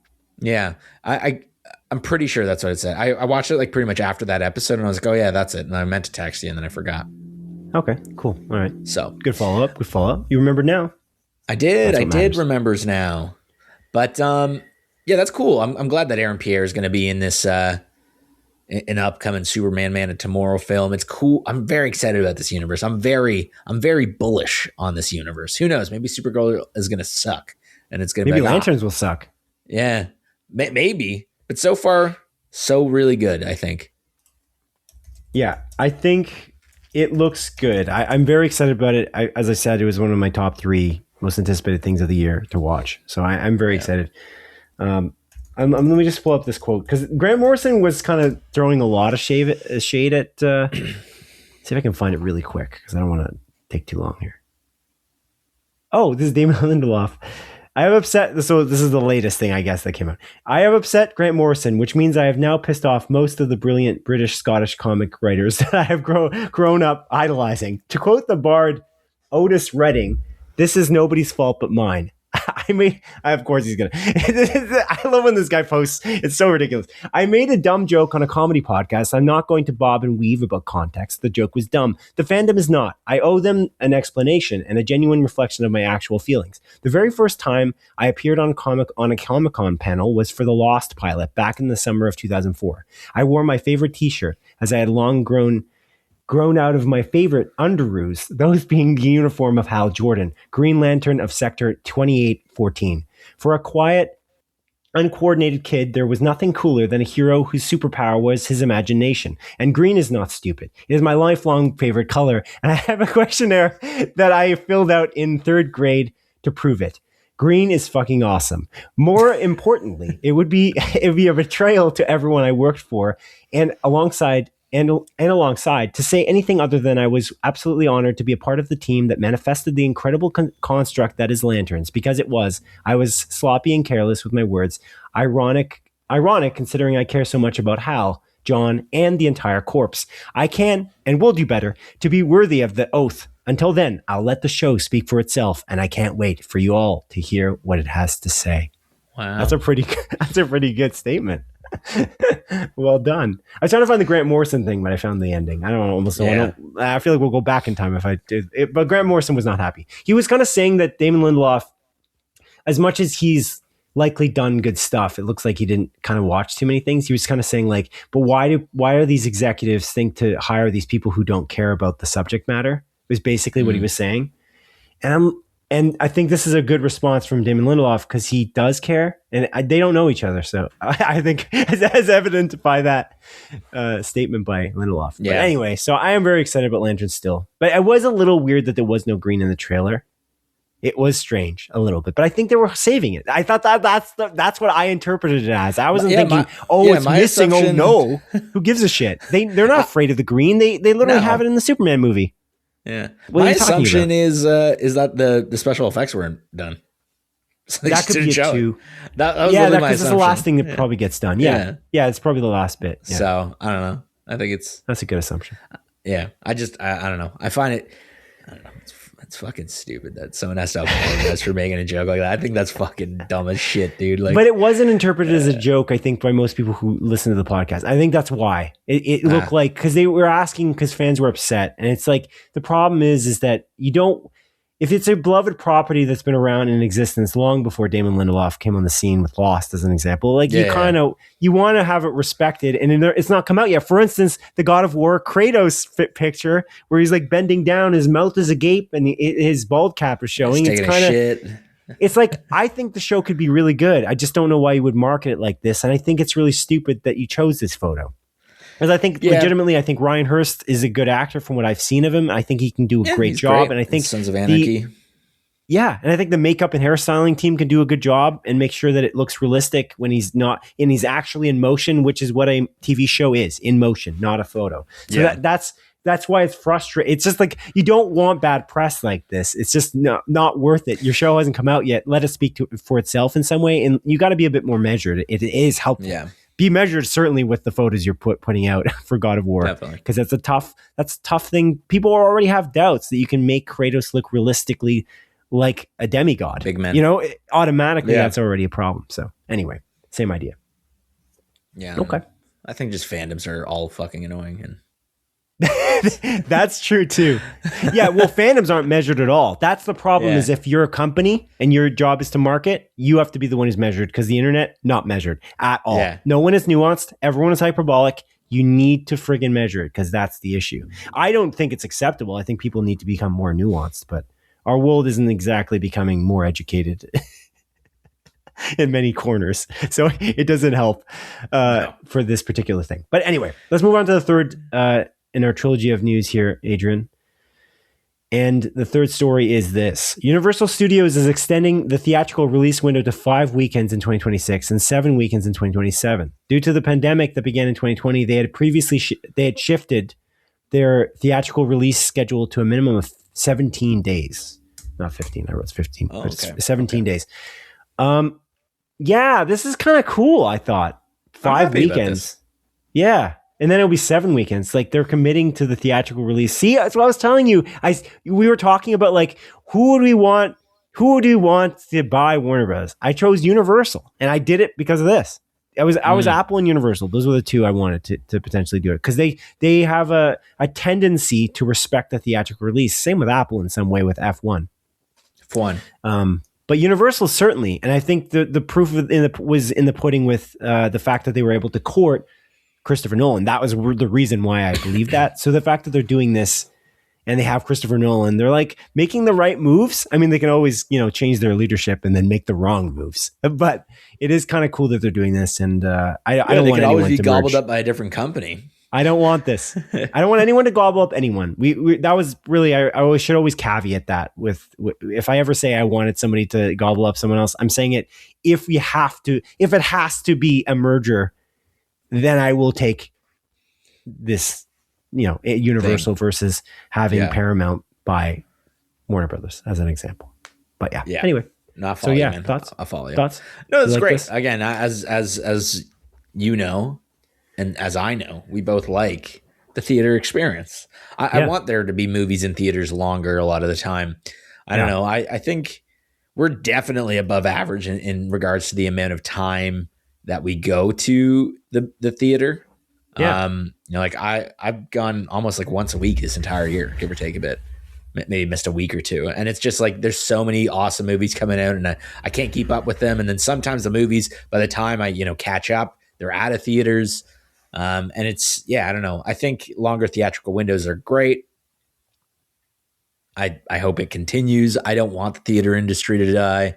I know it's kind of a relic of the past. A lot of people say, I know it's expensive in a lot of ways, but again, I just love that experience. There's something nice about going to a theater, eating a nice big bag of overpriced popcorn with butter, You know, I fucking love it, dude. I love it. I live for it. I think about it. I miss it when I'm not there. We went there last night. It was great. I went there the week prior. It was great. I went there the week prior. It was even great. You know, it's just, I don't know. I want this experience to continue to go. So, you know, maybe when my nephew's a little bit older, I can bring him to see the hot new Pixar movie, Hoppers 2, you know? Right. Yeah. It's good. Yeah. Yeah. Oh, Coco 2. Coco 2. Let's get nuts. Or I don't think that's the thing. I don't know. I was just doing a thing. I was just doing a thing, Simon. Don't give me that face. I was wondering if I didn't get your joke. No, it's like Coco 2, Let's Get Nuts, like Coco Nuts. Gotcha. I'm just doing a play on word. I'm trying to come up with title ideas here, okay? I'm trying to come up with title ideas here on the fly with our bits. For this episode, you mean of our podcast? Maybe, yeah. Do you already have one? I got a couple here, but I don't know if they're any good, honestly. Are they ever any good? Ready or not, I'm going to come to the theater. Is it come like C-U-M? Yeah. That's terrible. All right. Okay. Well, yeah. Let's on that note. Cool. Now onto our segment of our show that I like to call A Look to the Future. A portion of our podcast where each of us present at least 3 of our picks for the TV series or movies that look most interesting to us that are releasing between March 24th and April 6th, 2026. As is customary, Adrian, you go first. What is your first pick? My first pick is something that we already talked about briefly. It's Daredevil Born Again Season 2 on March 24th on Disney Plus. Exciting times, man. Exciting times ahead. I really liked this first season back of Daredevil Born Again. I thought it was awesome. It was brutal. It was violent. We got Jessica Jones coming back. I think Daredevil is great. And I'm very curious to see how season 2 is going to play out. We got Matthew Lillard in this season as well. I don't think we know much about his character. No. We got Bullseye back doing things. Let's see it, man. Let's see it. I'm stoked. Yeah. I'm sure this is going to be a fun time. Yeah, it should be good. I'm excited too. I don't know. Again, jury's still out whether I'm going to do week to week on this. I'm not sure. But we will see. I kind of want to just because I want to be able to talk about it, but it's interesting. I think I got more to talk about this a little later on our final segment of the show, Adrian, but my pick here is a movie directed by Christopher Borgli called The Drama, Adrian. Yeah. It's a movie with Zendaya and Robert Pattinson. And it's kind of mysterious. I feel like maybe I didn't watch the second trailer, so I don't know. I watched the first trailer. And I was like, oh, okay. There's these people are in a relationship. Zendaya says something. Her character says something really weird to the friend group, and then that's what I thought. I feel like maybe there's more to the story than that. But they're about to get married. They're engaged, and she says something like a secret that they didn't know. Yeah, it was. The setup is like, okay, let's just say the worst thing that we've ever done, and then they each of them say something, and then Zendaya says something shocking. And it's cool because the trailer doesn't reveal that. So I'm excited to kind of go into this movie and figure what that is. And their entire friend group is like, what the fuck? And again, Robert Pattinson, who's marrying her, is kind of confused and shocked. Maybe there's more to it than that though. Maybe that's only part of it. That's why I was kind of confused about watching the trailer. I'm like, this is pretty interesting. What did she say? I'm sure there's more to it. I think that's kind of the start, the fuse that kind of lets everything else kind of develop throughout the movie. I think that's kind of the play there. So yeah, it's cool. Looks really good. Looks really good. That was also on my list, my friend. The other movie that's on my list is a movie called They Will Kill You. That's coming out March 27th, starring Zazie Beetz. Similar, again, we were talking about Ready or Not. Similar sort of premise, She's in a house. People are trying to kill her. It's almost like a hide and go seek thing. And she's got more fight in her than the people expect. So she's beating them up. She's Zazie beating them up. Nice. I don't think I said my date. My date was April 3rd for The Drama. What was your date? Yeah. Sorry, I missed it there. March 24th for Daredevil, March 27th for They Will Kill You. Oh, 27th. I just completely missed there. She's going to Zazie beats them up. That's going to be the title of the next episode if we watch that movie. Just write that down. That's going to be the title of this episode? Next episode, if we watch this movie. Just write it down. Oh, is it? Put it in your back pocket. Put it in your back pocket, dude. Well, let's see if we remember that.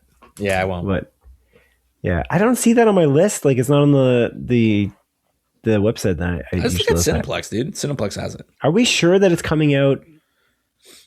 You think Cineplex, They Will Kill You? movie app, is lying to me?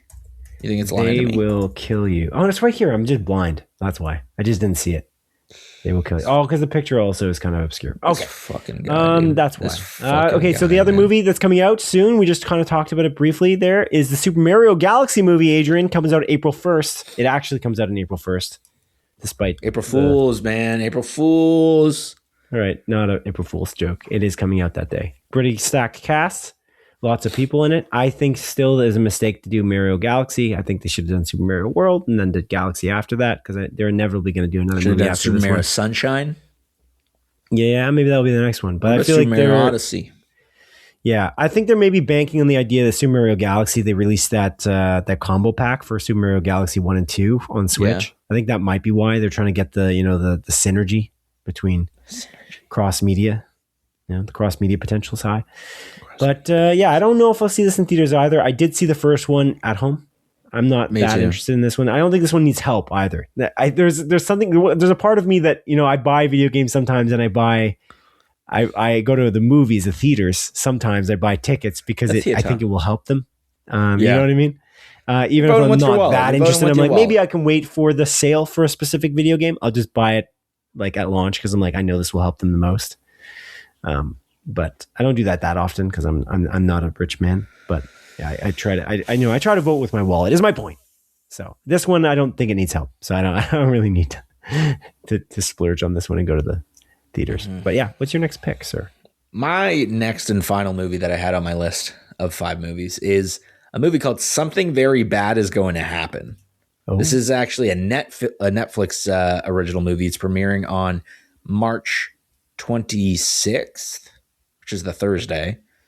And it's interesting. I watched this trailer a while back, but the Netflix description is a bride has a feeling that something horrifying will happen at her wedding, and the closer to the altar she gets, the worse it becomes. Okay. And it seems interesting. It's like a horror movie kind of thing. I'm very intrigued about this movie. I'll be honest with you. So that's my last one on my list. I got 2 more actually. I sent you those. I sent you my list, by the way, because you didn't have it ready. Just so the audience where? does. Where'd you send it? You had it. That's what you're reading off of. This is where you're getting all your ideas from. I'm doing this on the fly. You're discounting what I'm doing here. That's not very nice. I'm not discounting shit, dude. You're discounting what I'm doing for you. You didn't do shit. Okay, whatever. I don't give a shit. Yeah, you're so helpful. Anyway, my next pick is For All Mankind, which is, I love this show. I've said this before. I love it a lot. I think it's great. I think it's other than House of the Dragon, it's the best show for time jumps I've ever seen. It's really great. Joel Kinnaman. He's going to be a really old man in this one. It's pretty cool. I really like it. It's season 5 we're on, and it's airing on March 27th. I'm also more excited for season 5 of this show, and really in anything in this universe, because I'm about to play Starfield in the same vicinity, and so that kind of cross media for me, because Starfield's a very NASA punk, they call it. They are like not the art style, but I guess the time period, what they're trying to go for on the science fiction aspect. And For All Mankind is like, what would NASA look like within like this 40-year period if they were really going hard against fighting the Russians who never gave up with trying to go to the moon. So this idea of an alternate history type NASA and still kind of being very realistic and grounded in reality. It's really, really cool. I love this show. It's really great on Apple TV Plus. If you have a chance and you have Apple TV Plus, I recommend people go give it a go. Not necessarily Adrian. And the last thing I have got here is a movie that's on Halo, and Halo? What the hell? This is Halo, the sickness talking. On Hulu, that I mentioned a couple weeks ago. I think it was on the last episode of our podcast, episode 131.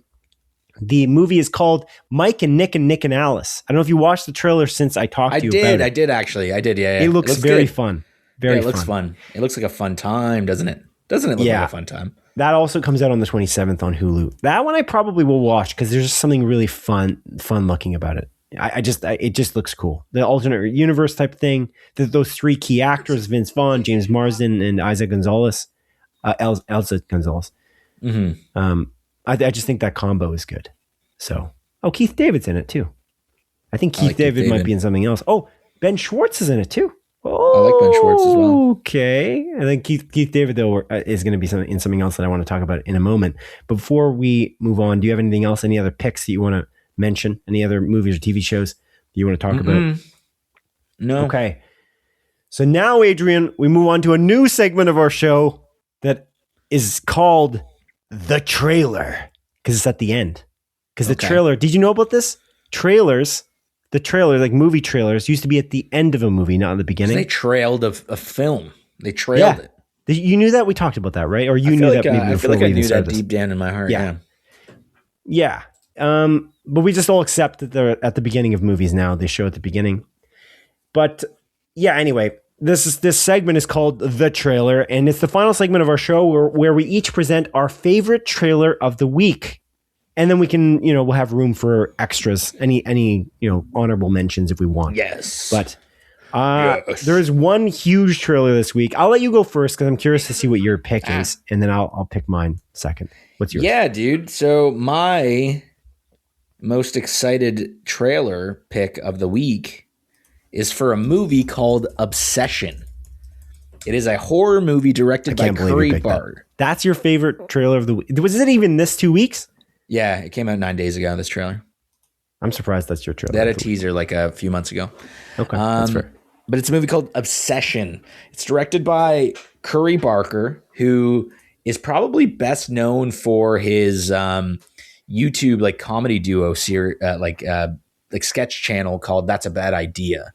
I've been following these guys for a few years, and they've done a couple horror shorts that they released on YouTube. And then most recently, like back in 2024, in the summer of 2024, he released about an hour-long horror movie called Milk and Cereal that is really fucking awesome. It's kind of like a found footage, like horror movie that they made, again, on a very minimal budget. That was amazing, like genuinely awesome, like very spooky, terrifying, very well done.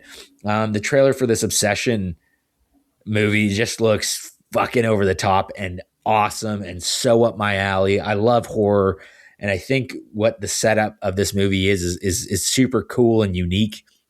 Long story short, the premise is, there's this loser, like this guy, he's kind of a little bit of like, awkward, has a crush on this girl, and gets given this like little box that it says like you can make a single wish. And, he's worried about asking this girl out and telling him how he feels. So instead, like any logical person, he makes his wish that this woman loves him more than anyone can love anything, essentially. And what does that do? It makes this like woman, again, fall madly in love with him, but keyword on the mad. And it just kind of escalates from there. This trailer seems crazy, shocking. I'm so excited for this movie. This is probably maybe my most anticipated movie coming out. I'm very, very excited for it. Yeah. I love horror, dude. You know me. I love horror. I think this is just like so up my alley. It just seems like a movie, for me. So I'm very excited about this. Looks awesome. These are most anticipated movie of the year. That's wild. Maybe the one I'm like, that I'm like so confident I'm gonna love, if that makes sense. Like it's a movie that I know I'm gonna watch and be like, fuck yeah, probably. Okay. I feel like it's gonna be just as good as, what was that movie called now? I can't even remember. It's not called The Monkey. What's it? The monkey, the clapping one. Oh, I know what you're talking about. What's that called? I can't remember now. It was monkey clapping one. The monkey clapping one. That's what it's called. Yeah. And the monkey clapping one. But I mean, Obsession right now, dude, it's 97% on Rotten Tomatoes, 37 reviews. Because I think it aired at one of these like film festivals. Oh, that's how they have the advanced reviews. Okay. Yeah. So. Okay, then. Cool. All right. Yeah. I wouldn't have predicted it would be your most anticipated movie of the year. That's interesting. But yeah, I got two listed here.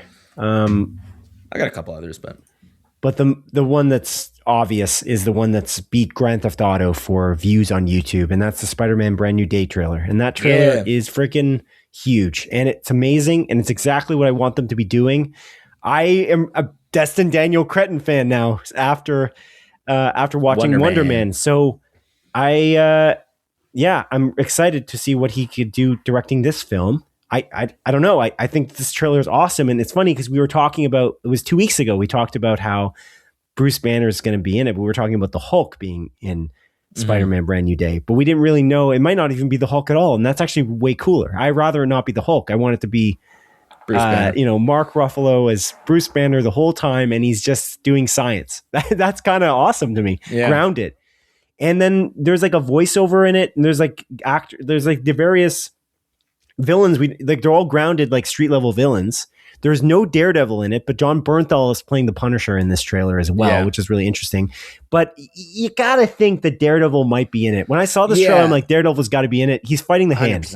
You know what I mean? He's fighting these ninjas that are very prominent in the Daredevil Netflix / Disney Plus TV show. So I think, which is canon, I believe, right? That whole show is canon. Yeah, it is canon. So it's like, I think that Daredevil will be in it, but then Charlie Cox just went on Jimmy Kimmel Live and literally just said, because Kimmel always does this to everyone, because Kimmel's a comic book nerd a little bit too. So he asked Charlie Cox, "So you're in the Spider-Man movie, right?" He just does the thing where he like pretends he's in it. He's like, and Charlie Cox is no. He's like, no. And he's like, and then Charlie Cox is like, but if I was in it, I have to say no anyway. And then Kimmel's like, so you are in it. And he's like, no, I'm not. I'm definitely not in it though. But I am definitely not in it. And he sounded convincing. He does sound convincing. But Andrew Garfield was in that exact position in the same seat talking to Kimmel, and he said the same thing. Yep. But Cox sounded pretty convincing. So I don't know. We'll see. He's an actor. He's an actor. That is his job. Yeah, he's a good one at that. So yeah, it's really cool. Yeah, sorry, I talked a lot here. What do you think about this trailer? And I think it looks cool. I mean, there's a lot going on in it. I'm curious. There's like this weird, almost like mutation going on with Spider-Man himself. I actually reached out to Ken, friend of the show, Ken, our good pal, and I was like, yeah, I'm curious. Like, what do you think about this? And then I mentioned like, what's the whole Black Eyes thing going on? He predicts that it's Peter Parker going under this like spider mutation and becoming Man Spider, which is, I guess, like a comic book thing. Yeah. He mentioned that there's like a villain called Tarantula in it.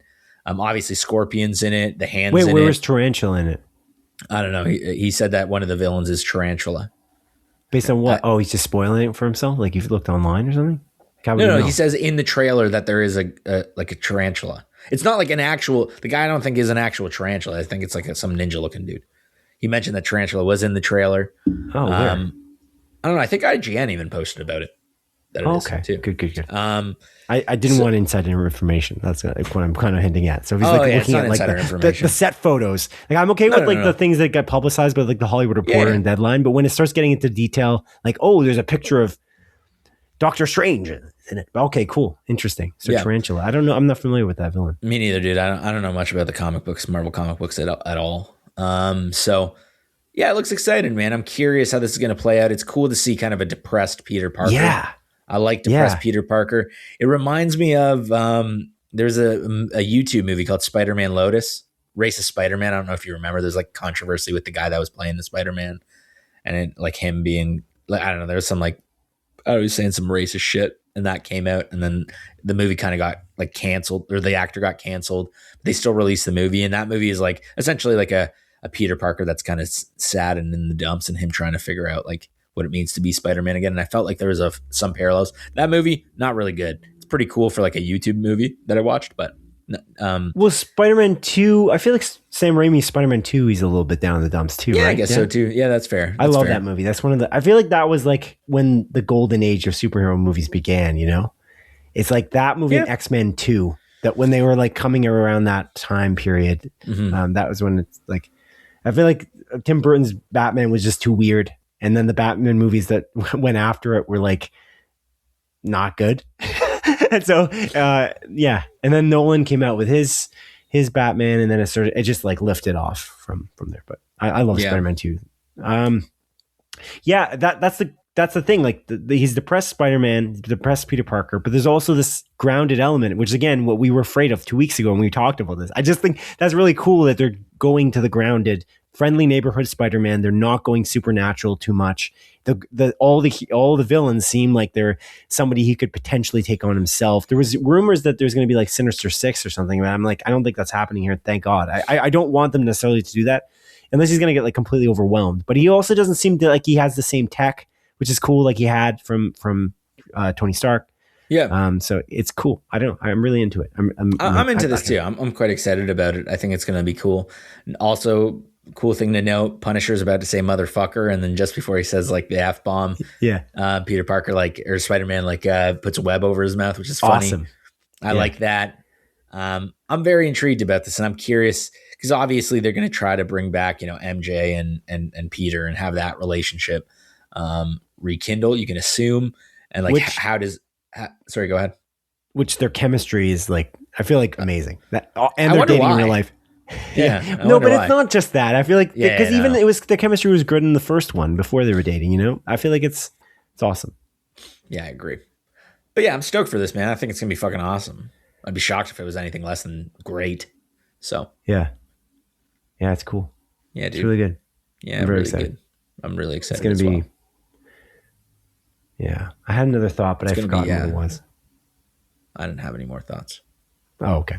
So. I can't remember what it was about. I thought it was about Punisher because he said something and I had a kind of a follow-up, but I don't remember what it is. But anyway, it's fine. It's exciting. It's cool. The grounded Spider-Man, I'm just looking forward to that in general. We'll see what happens. But I feel like he's grounded by his dead mom and dead Aunt May and dead Uncle Ben and dead dad. I think he's grounded because nobody remembers him at all. He's grounded because he's in trouble. He snuck out. He's in trouble from his family. Yeah, he's grounded. His parental figures who he no longer has.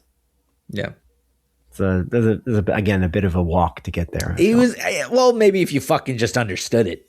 Maybe did anyone listening to this understand it? I guess we'll see. Have you ever been grounded as a child? Were you ever grounded, Simon, or were you too good of a kid? Yeah, I was grounded on occasion. Doing drugs? Not too often. Doing drugs on the city streets. I did drugs? No, I said, were you doing drugs on the city streets? And that's why. No, I wasn't. What did you do for getting grounded? Something stupid, I'm sure. Okay. Had a fight with my sister, maybe. Not sure. But anyway, okay. Cool. Do you have any follow? So that was my favorite, definitely the biggest trailer of the week, I feel like in general. Yeah. So that's my trailer of the week for my pick. Do you have any follow up, any extra honorable mentions that you want to talk about? There's one I have that I think is excellent, and I'm very excited about. I got two. One is definitely the one that you're going to say, so I'll talk about the other one. It's a movie called Our Hero Balthazar. I don't know if you watched it. It seems pretty freaking cool. It's about this kid that essentially finds this guy online who seems to want to be like a school shooter. He's played by Asa Butterfield, like Solomon, and he's again like the school shooter type guy's kind of going off the rails. And then Jaden Martell, probably best known for the It movies. That's at least where I know him from. He's like this guy that has like an online presence and sees him, and he's like, you know what I'm going to do? I'm going to try to stop this guy from being a school shooter. I'm going to meet him in person and become his friend, because I think all this guy needs is a friend. And that's kind of the setup of the movie. And it looks really interesting. I thought that was really neat. So yeah, cool. That's my choice. The other one, I'm sure it's what you're going to say. So what was it? What is it? I'm curious what you think I'm going to say. Wild Horse 9. There's that too. Yes, that is a big one. Wild Horse 9 is that looks amazing. Martin McDonagh, the director of 3 Billboards in Ebbing. Wait. 3 Billboards outside Ebbing, Missouri. Outside, yeah, and Banshees of Inisherin. And Banshees of Inisherin, which is amazing. I prefer Banshees of Inisherin over 3 Billboards, but I know that at the time, when you watch 3 Billboards, you love 3 Billboards. 3 Billboards was by far my favorite movie of that year. That was one of my favorite movies. At that time, I was like, "Geez, there you go." It's so Fargo coded, which I love, for a couple of reasons. But But yeah, I just thought like Sam Rockwell's performance in that is awesome. I think the story's really good. It's so satisfying. It's fucking awesome. And Wild Horse 9 has Sam Rockwell, which is really cool, and John Malkovich, and that them playing off of each other in the trailer alone. Every moment watching them is like, it's magic for me. This trailer is really well put together. So I'm curious to see how the movie will be, but knowing Martin McDonagh, just based on the last 2 movies he's made, I'm in.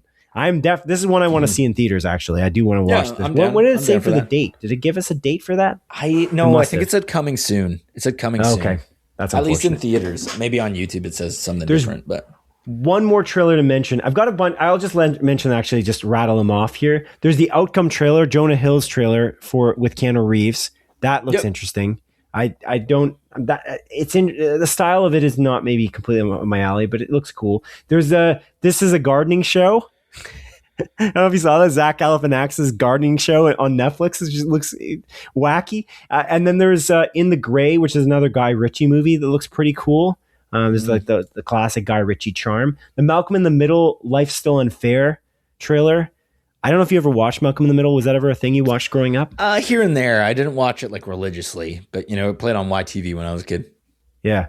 There was, this is still not the one I was thinking of, is the other one I was maybe going to mention, but the Hawk, Lonnie Hawkins, we mentioned that earlier. Did you watch that really short trailer? It gives me the vibe of like Talladega Nights. Like it's like a golf Talladega Nights.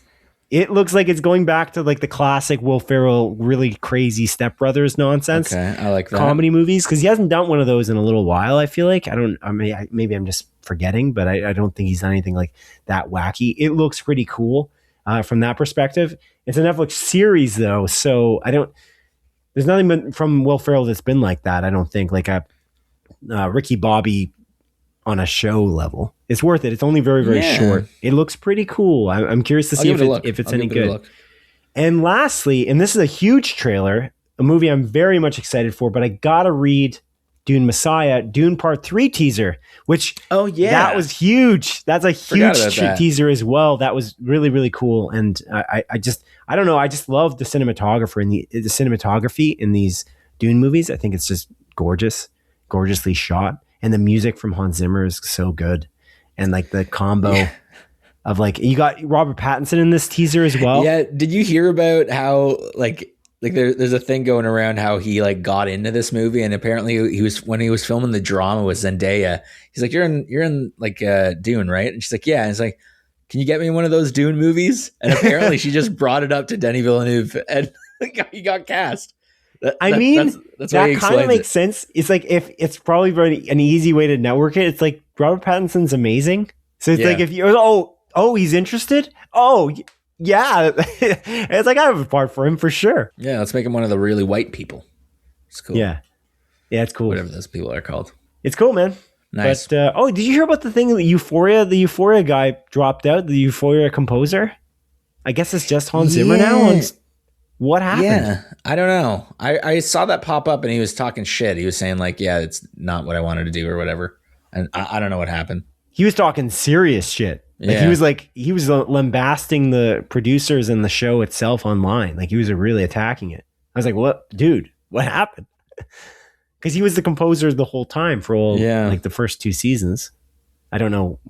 Like, and then Hans Zimmer went on the project, which I thought was really interesting because it's like, kind of why in some way, but Hans Zimmer likes to collaborate with various artists when he's making certain, like I think of Hans Zimmer was involved in the Blade Runner score too, right?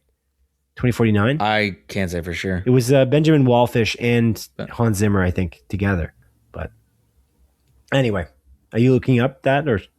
Yeah, I'm looking into this. Yeah. I guess, he doesn't really say anything. He's just saying like, fuck Columbia, fuck Euphoria, I'm out, yada, yada. It's so aggressive. And he doesn't really say why. I was like, okay. Sorry. I don't know. Do you like the music in that show? You've watched both seasons, right? I don't remember it. No, I've only seen season 1. I got to watch season 2. Maybe me and my fiance will watch season 2 because season 3 is right around the corner. So I got to watch it still. All right, man. Well, that is episode 132. Do you have anything to mention to the audience before we wrap this up? Do you like the trailer, the new segment called The Trailer? Because it's the end of the show. It's a great new segment called The Trailer. You like it? I like it better. I feel like this format's better instead of you listing off 10 trailers and being like, "What did you think about any of these ones that I just listed?" Yeah, that way I always tried to interrupt you, so you wouldn't. Yeah. It's good. know. I think it's better because we get to talk about the ones you're really passionate about. I would never have guessed that Obsession would have that's more your most anticipated movie. Like I could see it maybe being your trailer of the week potentially. Although I think Dune and Spider-Man are huge hitters. But you're not really that into Dune, really, and Spider-Man you're into, but you're a horror guy, so I guess that makes sense. Yeah. Okay, man. Well, I guess we'll wrap it up then. Thank you for listening, audience, to episode 132 of Split Focus, a film and TV podcast. My name is Simon Eady, and it has been a pleasure to host you alongside my...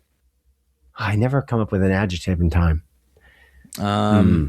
Super intelligent co-host. That's Adrian not true, though. That just kind of feels mean because it's not true. All right, well, fine. Mustachioed co-host. What? You could say like relatively intelligent. To who? I don't know. That's the thing. Pretty intelligent. Kind of intelligent. My horror aficionado co-host. Is that good? I think it is good. I'll take it. I didn't think of it at the time. Now it kind of feels like a waste. I should have used it next time. Well, Adrian Pinter, please join us on April 7th for episode 133, the day Starfield comes out. Good evening to you and good luck. Wow. And I apologize for my sickness, making this episode probably harder to listen to. Honestly, you sounded totally fine. Oh, thanks. I'll be honest with you. Thanks. You sounded totally fine. All right. Ready or not, Here's Starfield is going to come on the release date of next episode on PlayStation. Not a good title, but yeah, it's true. That's the name of the title of this episode. No, it is not. Goodbye. Goodbye, audience. Goodbye.